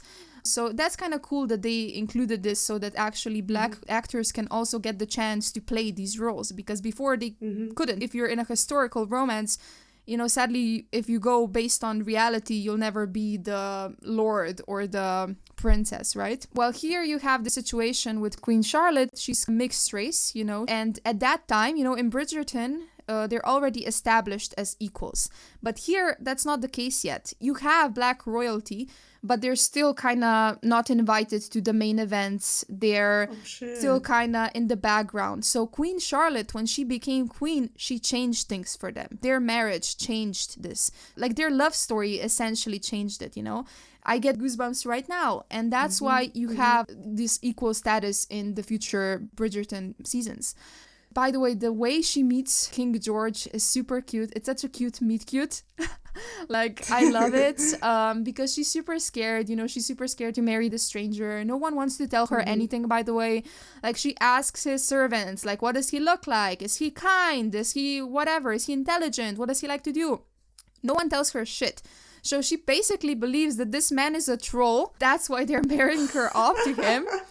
So she just wants to escape, and the way they meet, it's amazing. And the thing that kind of bugged me in this TV show is that there's a lot of miscommunication going on, or lack of communication.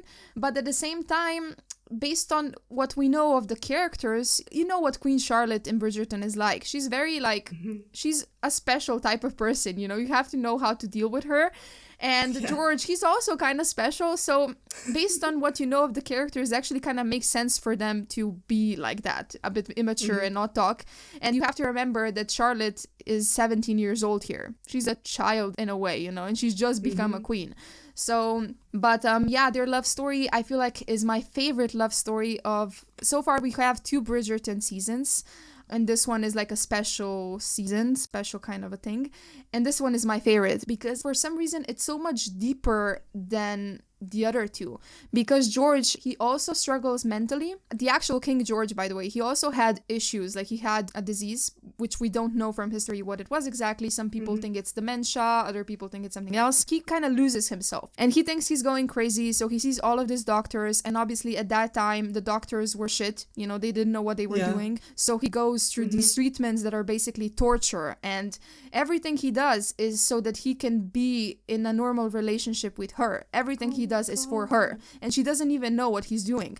So it's like, I'm getting chills right now. It's like super sad, but at the same time it's super deep. And then you get like flash forwards into the present time with her and George as they are older. And I have to tell you about this moment. The thing is that when he kind of starts losing himself as a young king, the thing that calms him down are like stars, talking about stars and galaxies and the planet Venus and stuff like that. So what helps him is to hide under the bed and just look at the upper part of the bed and think of that. And she goes under the bed with him and she kind of calms him down. And then you have a scene which is a flash forward, and she does the same thing as they are older. He's kind of lost, he's rambling, he doesn't know what he's talking about, and she just climbs under the bed and he climbs after her. And when he does that, he remembers just for a second who he is. And then you have like this parallel of him older and him younger, and it's just so sad and so beautiful. And it's such a beautiful love story, Anya. Like, I cried so hard. And it's not just their love story. You also have side characters, you know, Lady Danbury. Her love story isn't so much about romance, but it's about how she became this strong, independent woman that we know her from Bridgerton, the way she is. So listeners, if you haven't watched Bridgerton, yeah, like I said, Lady Danbury, she's like a strong, independent woman who needs no man, okay? Do you know also the Queen's personal assistant, right? Like, he's very small in the Bridgerton TV show, but he always kind of runs around. His name is Brimsley. Okay, yeah. So this is like the Queen's personal assistant. He's always with her. And you also get that story, how she meets him, how they become kind of like, you could say, friends in a way. And he also has a love story, but with a man. He's gay. And of course, at that time, being gay was also not something that was socially accepted. So his love story is so beautiful too. And you get this little part that I will not talk about right now because I feel like I've spoiled too much already, but I can't help myself. And that part made me and my sister cry so hard. And by the way, my sister, she doesn't cry easily. Like, she's a rock. But here, she cried so hard. And I don't even know which story is sadder, honestly. Oh, shut up. Okay. Yeah, but, you know, we know from the future episodes, like, of Bridgerton that he obviously is lost now. He's not mentally there anymore. But at the same time, this ending isn't all bitter.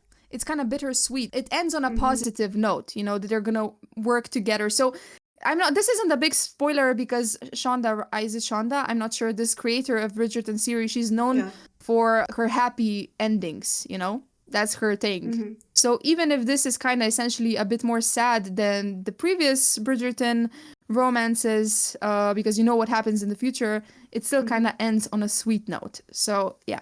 I will still definitely be super emotional as I watch this. Like, I can already tell. Yeah. Before the next series ends, I will probably just marathon everything to remember everything and watch that. Yeah, I mean, it has 6 episodes, and when I watched the first 4 episodes, I had to take a break. I didn't watch the final 2 episodes for like 2 weeks.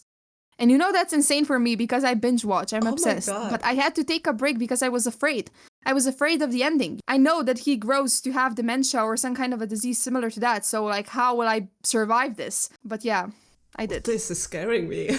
Oh my god. Sorry, I'm scaring you guys. I'm sorry. No, this is like the revenge for the story I told about the book. Yeah, it is actually. It is. So here you go.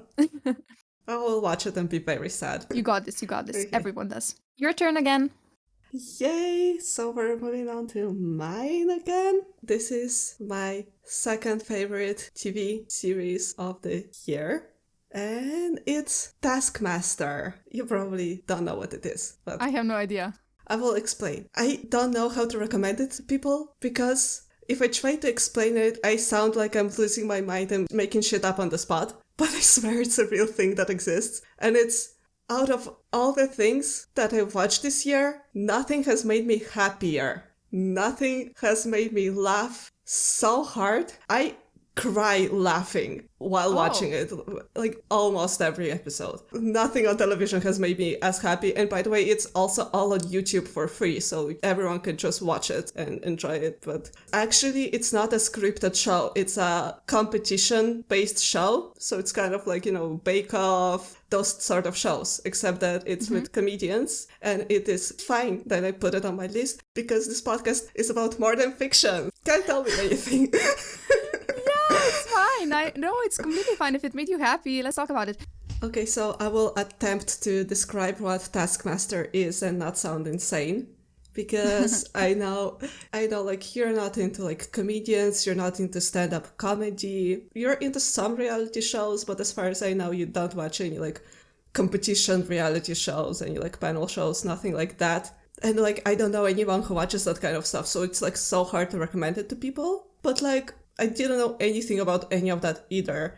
It just, like, popped up into my recommended at, like, the height of the pandemic. And it's like, it was the best thing ever at the time. So I just like binged all the seasons that existed. And like right now, 2 seasons come out per year. So it's like 20 new episodes every year. And you just get to watch people like be themselves, like be the most themselves they can possibly be. Because this show, it's sort of about rules, it's sort of about following tasks, but actually none of the rules really matter. You get prizes at the end of each episode, and whoever like wins and gets the most points gets a trophy. But in actuality, like the trophy is worthless. Nothing actually matters. Like the tasks have nothing to do with their professional careers and nothing to do with actual skills that like a human would need in like a normal world. So they basically just unleash comedians into a house and just feel them doing weird shit. And I swear to God, comedians are the weirdest group of people on the planet. And I mean it as a compliment. I mean it in such like a deeply positive way, because this show is all about celebrating different ways of thinking. It's all about celebrating thinking outside of the box. It's all about celebrating being like fully yourself. And sure, your attempt gets broadcasted into the studio where the rest of the contestants watch it, where the hosts watch it, and then like you get roasted for everything you did. But it's still like, it's such a positive thing that even though everyone gets roasted, it's still like, we're celebrating that. I'll just like come up with an example from an earlier season. So the tasks can be anything from writing a song for a stranger that you just met to stacking some cardboard boxes into a tower. So, you know, you would think that adult professionals with like careers on television would be able to stack some boxes on top of one another, but no. The first thing James Acaster did was try to run up a tree. Not even climb. Run up a tree.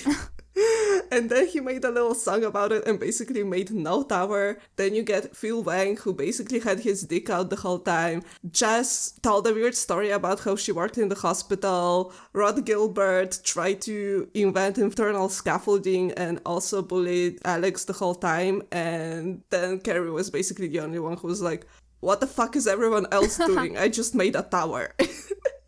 You know, so it's brilliant. It's the funniest thing on the planet because I'm a UX designer.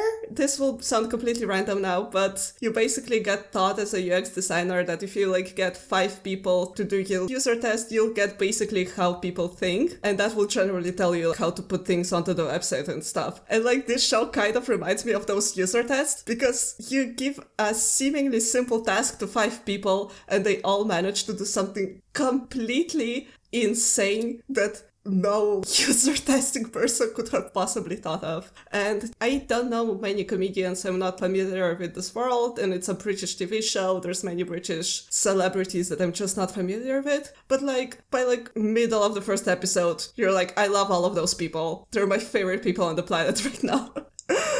And that happened like with both seasons this year. That's amazing.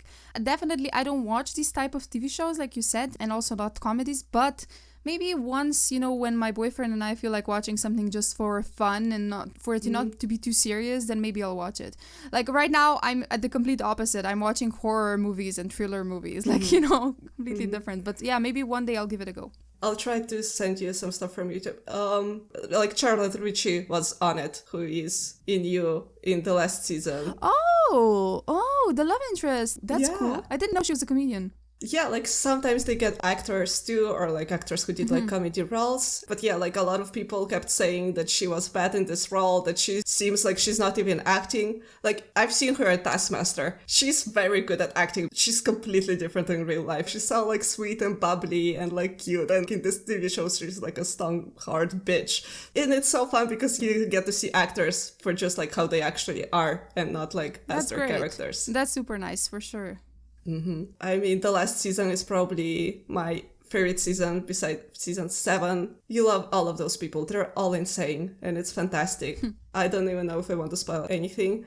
Also, like, the hosts are amazing. You know, you get like the Taskmaster, who's kind of like a high school principal, you know, being like really like strict to everyone. And he was actually like a high school teacher before he became like a TV person. Oh, that's so cool. It makes so much sense.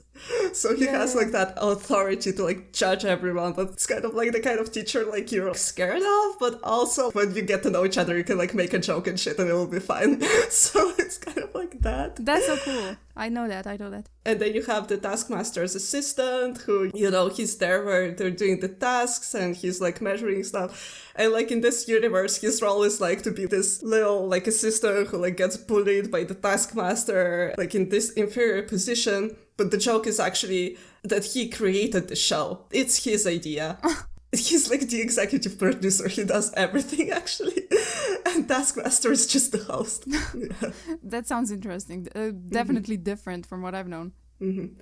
I mean, yeah, it's also like visually very interesting. Like there's little themes and little characters that appear throughout all the seasons.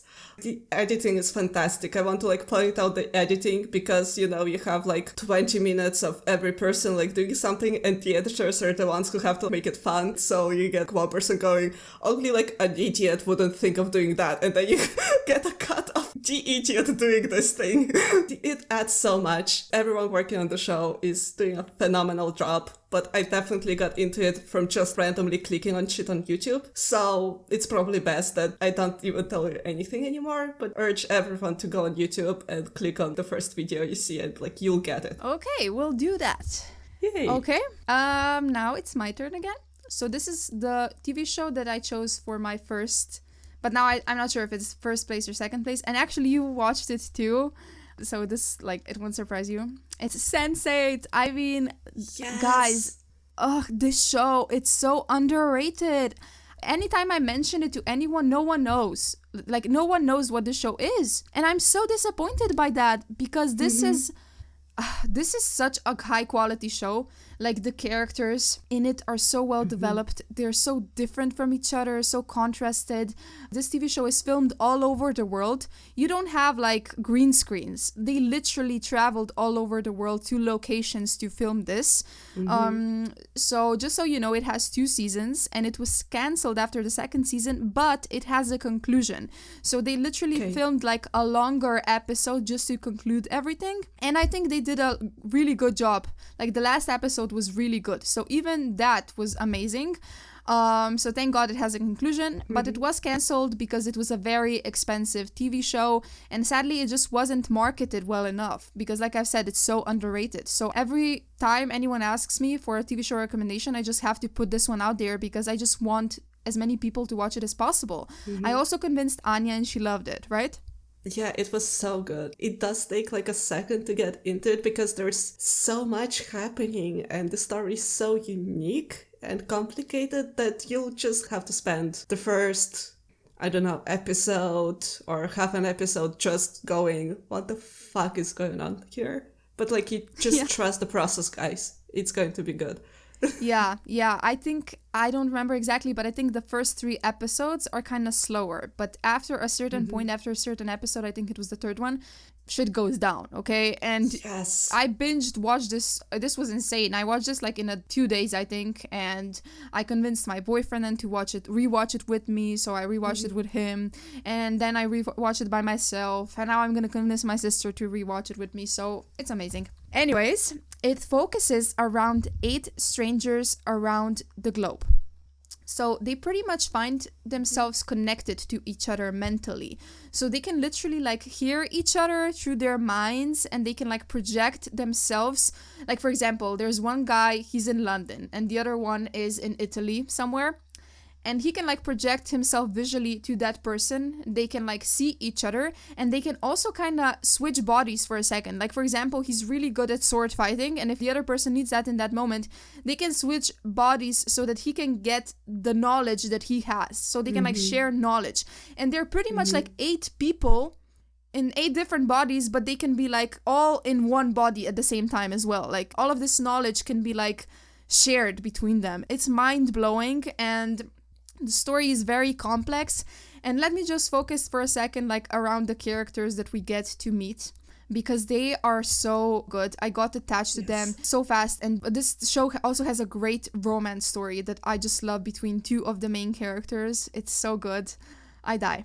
Okay, so there's this one character. His name is Will, and he's from Chicago. He's a police officer. So he's all about rules, and he has a connection with an unsolved murder, which still haunts him, and it causes him to have migraines and visions. He's just that type of character, and there's also so much more to him that we get to know through the story. It's hard to explain right now because I want to tell you everything, but I can't, so it's difficult. Okay, let's move on to Nomi. Nomi is from San Francisco. She's a political blogger. She focuses on online hacking. So she's a completely different type of girl again. She in this time of her life, she finds like a change in her brain, and she struggles with her health issues and stuff. She's also transgender and is in a very happy relationship with her girlfriend, Amanita. There's also a lot of representation in this book. Like, it's also about different types of relationships. Like, for example, that you can be in love with multiple people, not just one, and stuff like that. So it's just, it's ahead of its time, I feel like. Then you have Wolfgang. He's like from Berlin, Germany. So I love that. They're literally all over the world. A little bit of America, a little bit of Europe, everywhere. So he's actually a world-class jewel heister. I mean, he does heists, and he's really good at hand-to-hand combat. So he has unresolved issues with his father. He's involved in high-stake heists with his best friend, as well as organized crime. So he's a criminal, pretty much. But he's such a good criminal, if you know what I mean.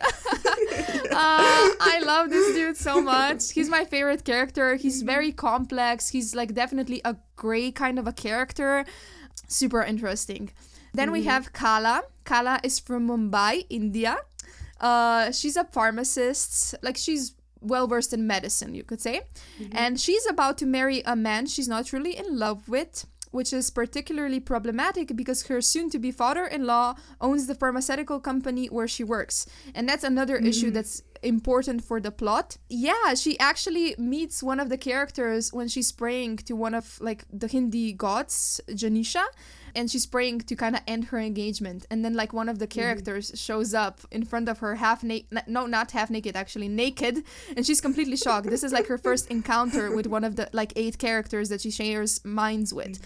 So it's amazing. It also has a lot of like comedy in the show because like the whole situation, I mean, it's absurd, you know. Then we have Capius. He's from Nairobi, from Kenya. He's a bus driver. He is really good at driving, by the way. Like, this man is like Fast and Furious level driver. So he's optimistic, he's very kind, and he's also desperately trying to earn money for medicine that will save his dying mother. Then we have Sun. She's from Seoul, South Korea. She's a chief financial officer, and she is amazing at martial arts. So she's pretty much Jackie Chan. Like, this girl, amazing. She's also one of my favorites. So her father is Korean businessman. She's kind of, you know, rich. She has money. But she kind of gets caught up in a web of embezzlement, courtesy of her brother. So she even ends up in jail for a while. So it's kind of insane, but it's not her fault.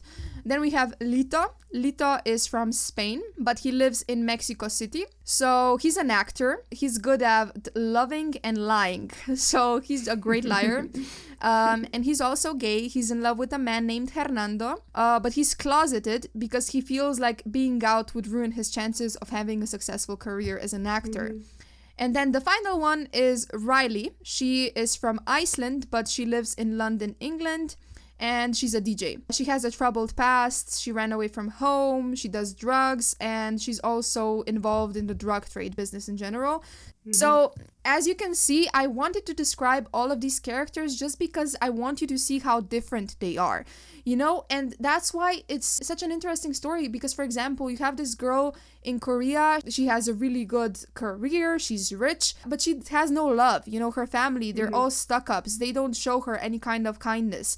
And then you have this guy from Kenya who has amazing friends. He has an amazing mother who loves him. And he's just full of kindness himself. But then he can't afford like basic necessities like medicine or water, you know, and he struggles in that way. And like these characters are also complex and they all struggle with different types of issues. Like one struggles with addiction, the other one struggles with literal brain tumors. You know what I mean?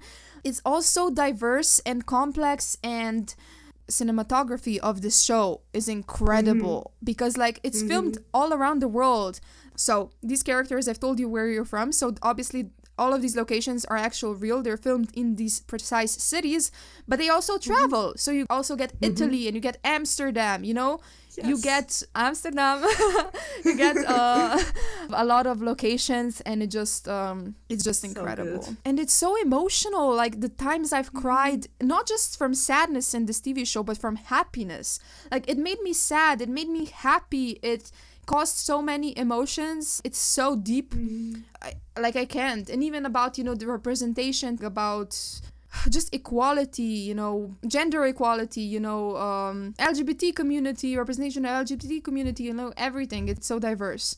And there's also like this question of humanity, because they're not entirely human, you know, they're like different. They have like these telepathy abilities, and so they're also kind of targeted in that way because the government knows, and they are afraid of them, of course, and everything that people are afraid of that's a bit different and strange, they want to obviously execute. So there's this quote that's really good. What is human? An ability to reason, to imagine, to love or grieve? If so, we are more human than any human ever will be. Yes. Because it's true, like the way they feel, it's on another level. They don't feel just as one person. They feel as 8 different people, you know? That's amazing. Yeah. And this is like for addiction, a really good one for addiction. It's not the drugs that make a drug addict. It's the need to escape reality. And then, like, for example, Nomi, she's like a hacker. Your life is either defined by the system or by the way you defy the system. You know, so like they all have these different things that they do. So that's why the show can be relatable to so many different people, and how like we can connect as people no matter how different we are. And there's something that I want to read from the creator of the show that she said. It's a global story told on a planetary scale about human transcendence and what it ultimately means to be human in a contemporary society. So she notes that each sensate cluster is meant to represent how people can work together even when they have different political or cultural beliefs. And this couldn't have been described better for this group of people and this TV show. And that's all I have to say for the show. You have to watch it. Hopefully I've convinced you. If not, please, you don't know what you're missing. Yeah, just watch it. Okay, now it's your turn again, right? You have one last TV show left. One last show. The one that fucked me up the most this year is Good Omens. Who's surprised? No one. I'm not. You've raged about this show to me. Anya tried to convince me to watch it, but I just wasn't in the mood. I mean, I watched the first season, so I still might watch it eventually. No, I get it, especially because I told you that we had no idea about the news of season 3 renewal, because the story, like, it's ended on a cliffhanger. So I am so happy to say that today, before we began filming, they announced that season 3 is happening. Oh my god! Congrats! That's amazing. I know how you were afraid that it's not gonna happen, so thank God. Thank you. Yes, I had to like rethink what I'll say a little bit. So, now I definitely recommend it to everyone, because I am 1,000,000% certain that Neil Gaiman will end the story in a fantastic, wonderful way. I trust him so much, and everything about season 2 has led me to believe that season 3 will be fucking amazing and that these characters will get the ending they deserve. But I mean, if you look at the internet, especially as it aired, there were so many reactions. There's so many people shocked and crying and traumatized and deeply concerned that like the characters were ruined and that the story was ruined. I truly think that the finale for season 2 couldn't have been better. I loved it so much. I couldn't stop thinking about it for actual months. It's been so long since a TV show has made me feel like it. I mean, Daisy Jones comes very close, but still, like I have a life, I have things to do, and I'm thinking about like stupid characters that don't exist from a TV show, and I can't stop because it was done so well. Oh my god. I mean, I don't know how much you remember from season 1, but, it's basically like a fantasy TV show about the end of the world. It, follows like the birth and life of the Antichrist, who is set to bring like the end of the world to happen. But you have an angel stationed on Earth and a demon stationed on Earth who decide that they actually like living on Earth a lot and they would like to not see it get destroyed and they don't want an apocalypse to happen. So they spend the entire first season trying to prevent this apocalypse, sort of working together even though they're supposed to be enemies because they're from angel and demon different sides. They kind of defy their sides to try to save the world. And then other characters besides them end up saving the world more than they do. Like it ends up that they basically did nothing. I remember them being super funny. I love them. Yeah, so they're just like wonderful and the actors are doing a phenomenal job. They cast David Tennant, who also used to be the Doctor on Doctor Who, Michael Sheen, he was in like a million stuff, he was like in Twilight and a bunch of other stuff, so they got incredible actors who are now like also like best friends in real life because of this show, so they truly did such a good job with casting, so those characters feel like very real. And now in season 2, we like actually get to see what happens now that the apocalypse is averted and they can finally, for the first time in 6,000 years, be like themselves. Like they're not on heaven's side anymore or on hell's side anymore. They're not being overlooked by these head offices anymore. So they can actually like, be like friends like normally, because before they used to have to hide that they even like each other. So this is a book adaptation, but the book adaptation only exists for one season because Neil Gaiman wrote it together with Terry Pratchett. And sadly, Terry Pratchett passed away before they wrote the sequel or the TV show came out. So this is like Neil like really trying to honor his friend and tell the story that they both envisioned and couldn't tell together. So I got chills. Yeah, so that's why I like trust him so much to bring the story to the end that it deserves, because like he's doing it for himself, he's doing it for his friend, and like he's truly going to do it justice. And I mean, I will try to talk about it without spoiling too much, but like fuck it, like if you got this far into the episode, like I'm sure I'm not going to destroy your enjoyment of the season anyway, even if I say some things. So this season has a pretty dramatic, sad, emotional ending where you get Crowley, you get Aziraphale, those are like the angel and the demon, and for 6,000 years they couldn't like really communicate properly. They had to like pretend they don't even like each other or like want to like see each other, right? So like this is the first time they can actually, like be actual friends. And they have like 6,000 years of conditioning. They like have different ideas of like what they need. So, we talked a lot about how miscommunication is like frustrating and we hate it. But I love it when it's done in stories in a way where you feel like it's an inevitability. That these characters have to like learn so much before they can communicate well. And I feel like this was presented so well here because, you have Aziraphale, who is an angel who knows that heaven is shit, like they wanted to end the world, but still like Crowley protected him from like knowing the worst parts, and Aziraphale still like believes that like there is a chance, like if he goes back there and tries to like change things, try to make things better, that there is a chance that he will like reform it and make it into a better place. But Crowley, like he knows how like deeply fucked up that place actually is, and he doesn't have that hope, so he doesn't see it that way. So like they want the best for each other, but their ideas of it are just different in that moment. So at the end of the season, it just came to the moment where Crowley was finally convinced by like the other character that he fucking needs to talk about his feelings for the first time in 6,000 years, finally.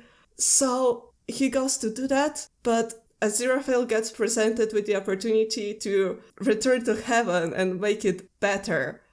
And you get these two characters where one is saying, I want to be with you.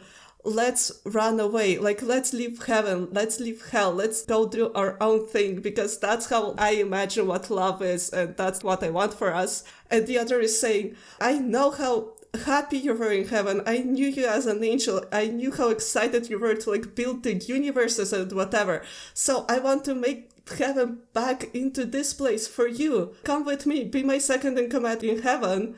And what Crowley hears is, I'm not good enough for him, essentially. Like, he doesn't want me. He'd rather go back to that place than be with me.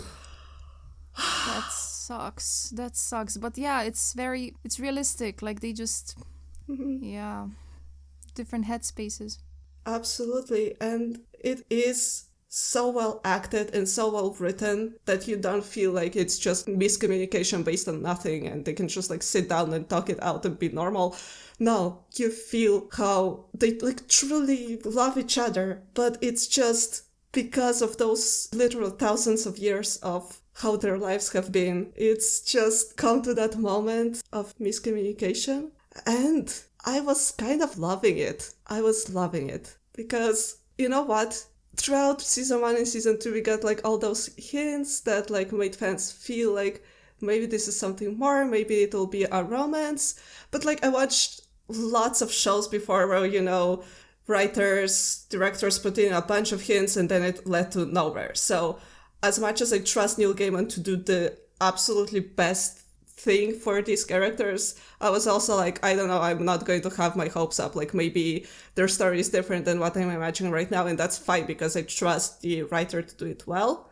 But then it fucking is a romance and it got confirmed on screen. I was like, fuck, yes, I don't care about anything else that happens. I'm happy already. So I was watching this like huge traumatic breakup scene with this mindset in mind. And also knowing that this is the 2/3 point of the story and not the end of the story. And you know what happens in every single good rom-com, in every single good romance book, movie, TV show, anything? On the 2/3, the characters have a massive miscommunication, dramatic situation. Duh! That's like the formula that has to happen.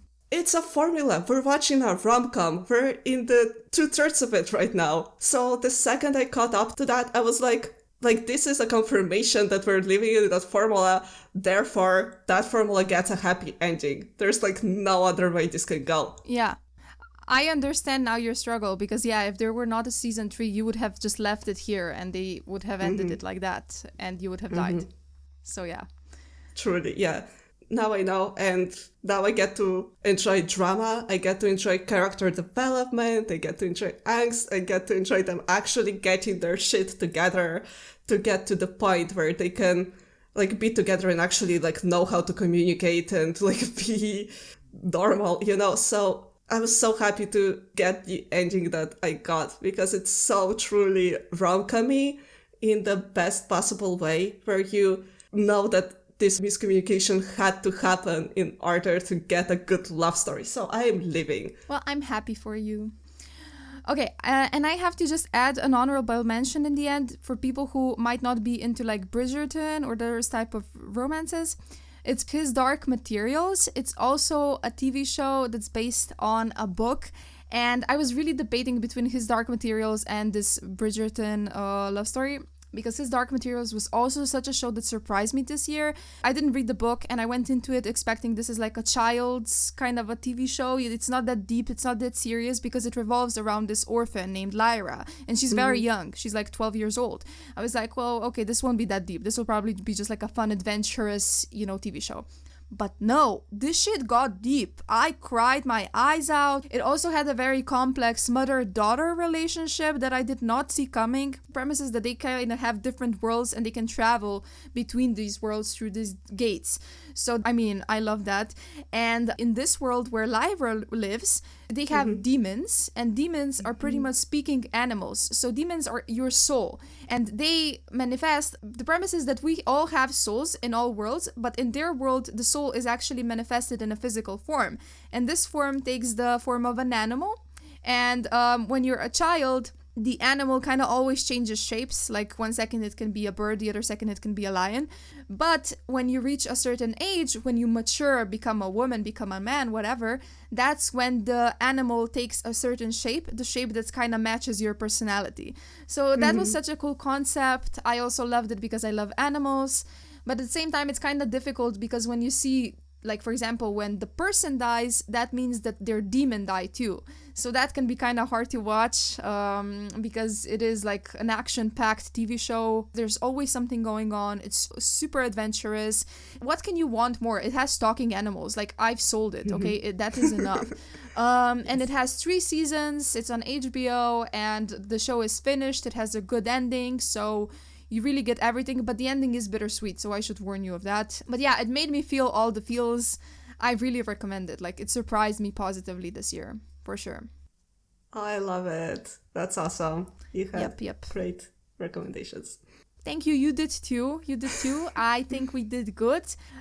People, like, if you have watched these shows or if you plan to, when you watch them, just contact us. Instagram, TikTok, Spotify, YouTube, wherever. Just talk to us. Like, we want to hear your opinions. Also, follow us, subscribe, wherever you are. We, like, appreciate the support and we also need it. So, yeah, hopefully you've enjoyed yourselves. Yes, and let us know what your favorite TV shows and books are of the year. You get like a little thing on Spotify through writing, so we would love to read stuff from you. Yes, we would. Let us know. Okay, thank you guys. See you next time. Bye. See you everyone. Bye. Happy holidays. Happy holidays and Happy New Year. Yes. How did I not mention that? Happy New Year, people. Get drunk and Year. have fun. Read a lot of books. Bye.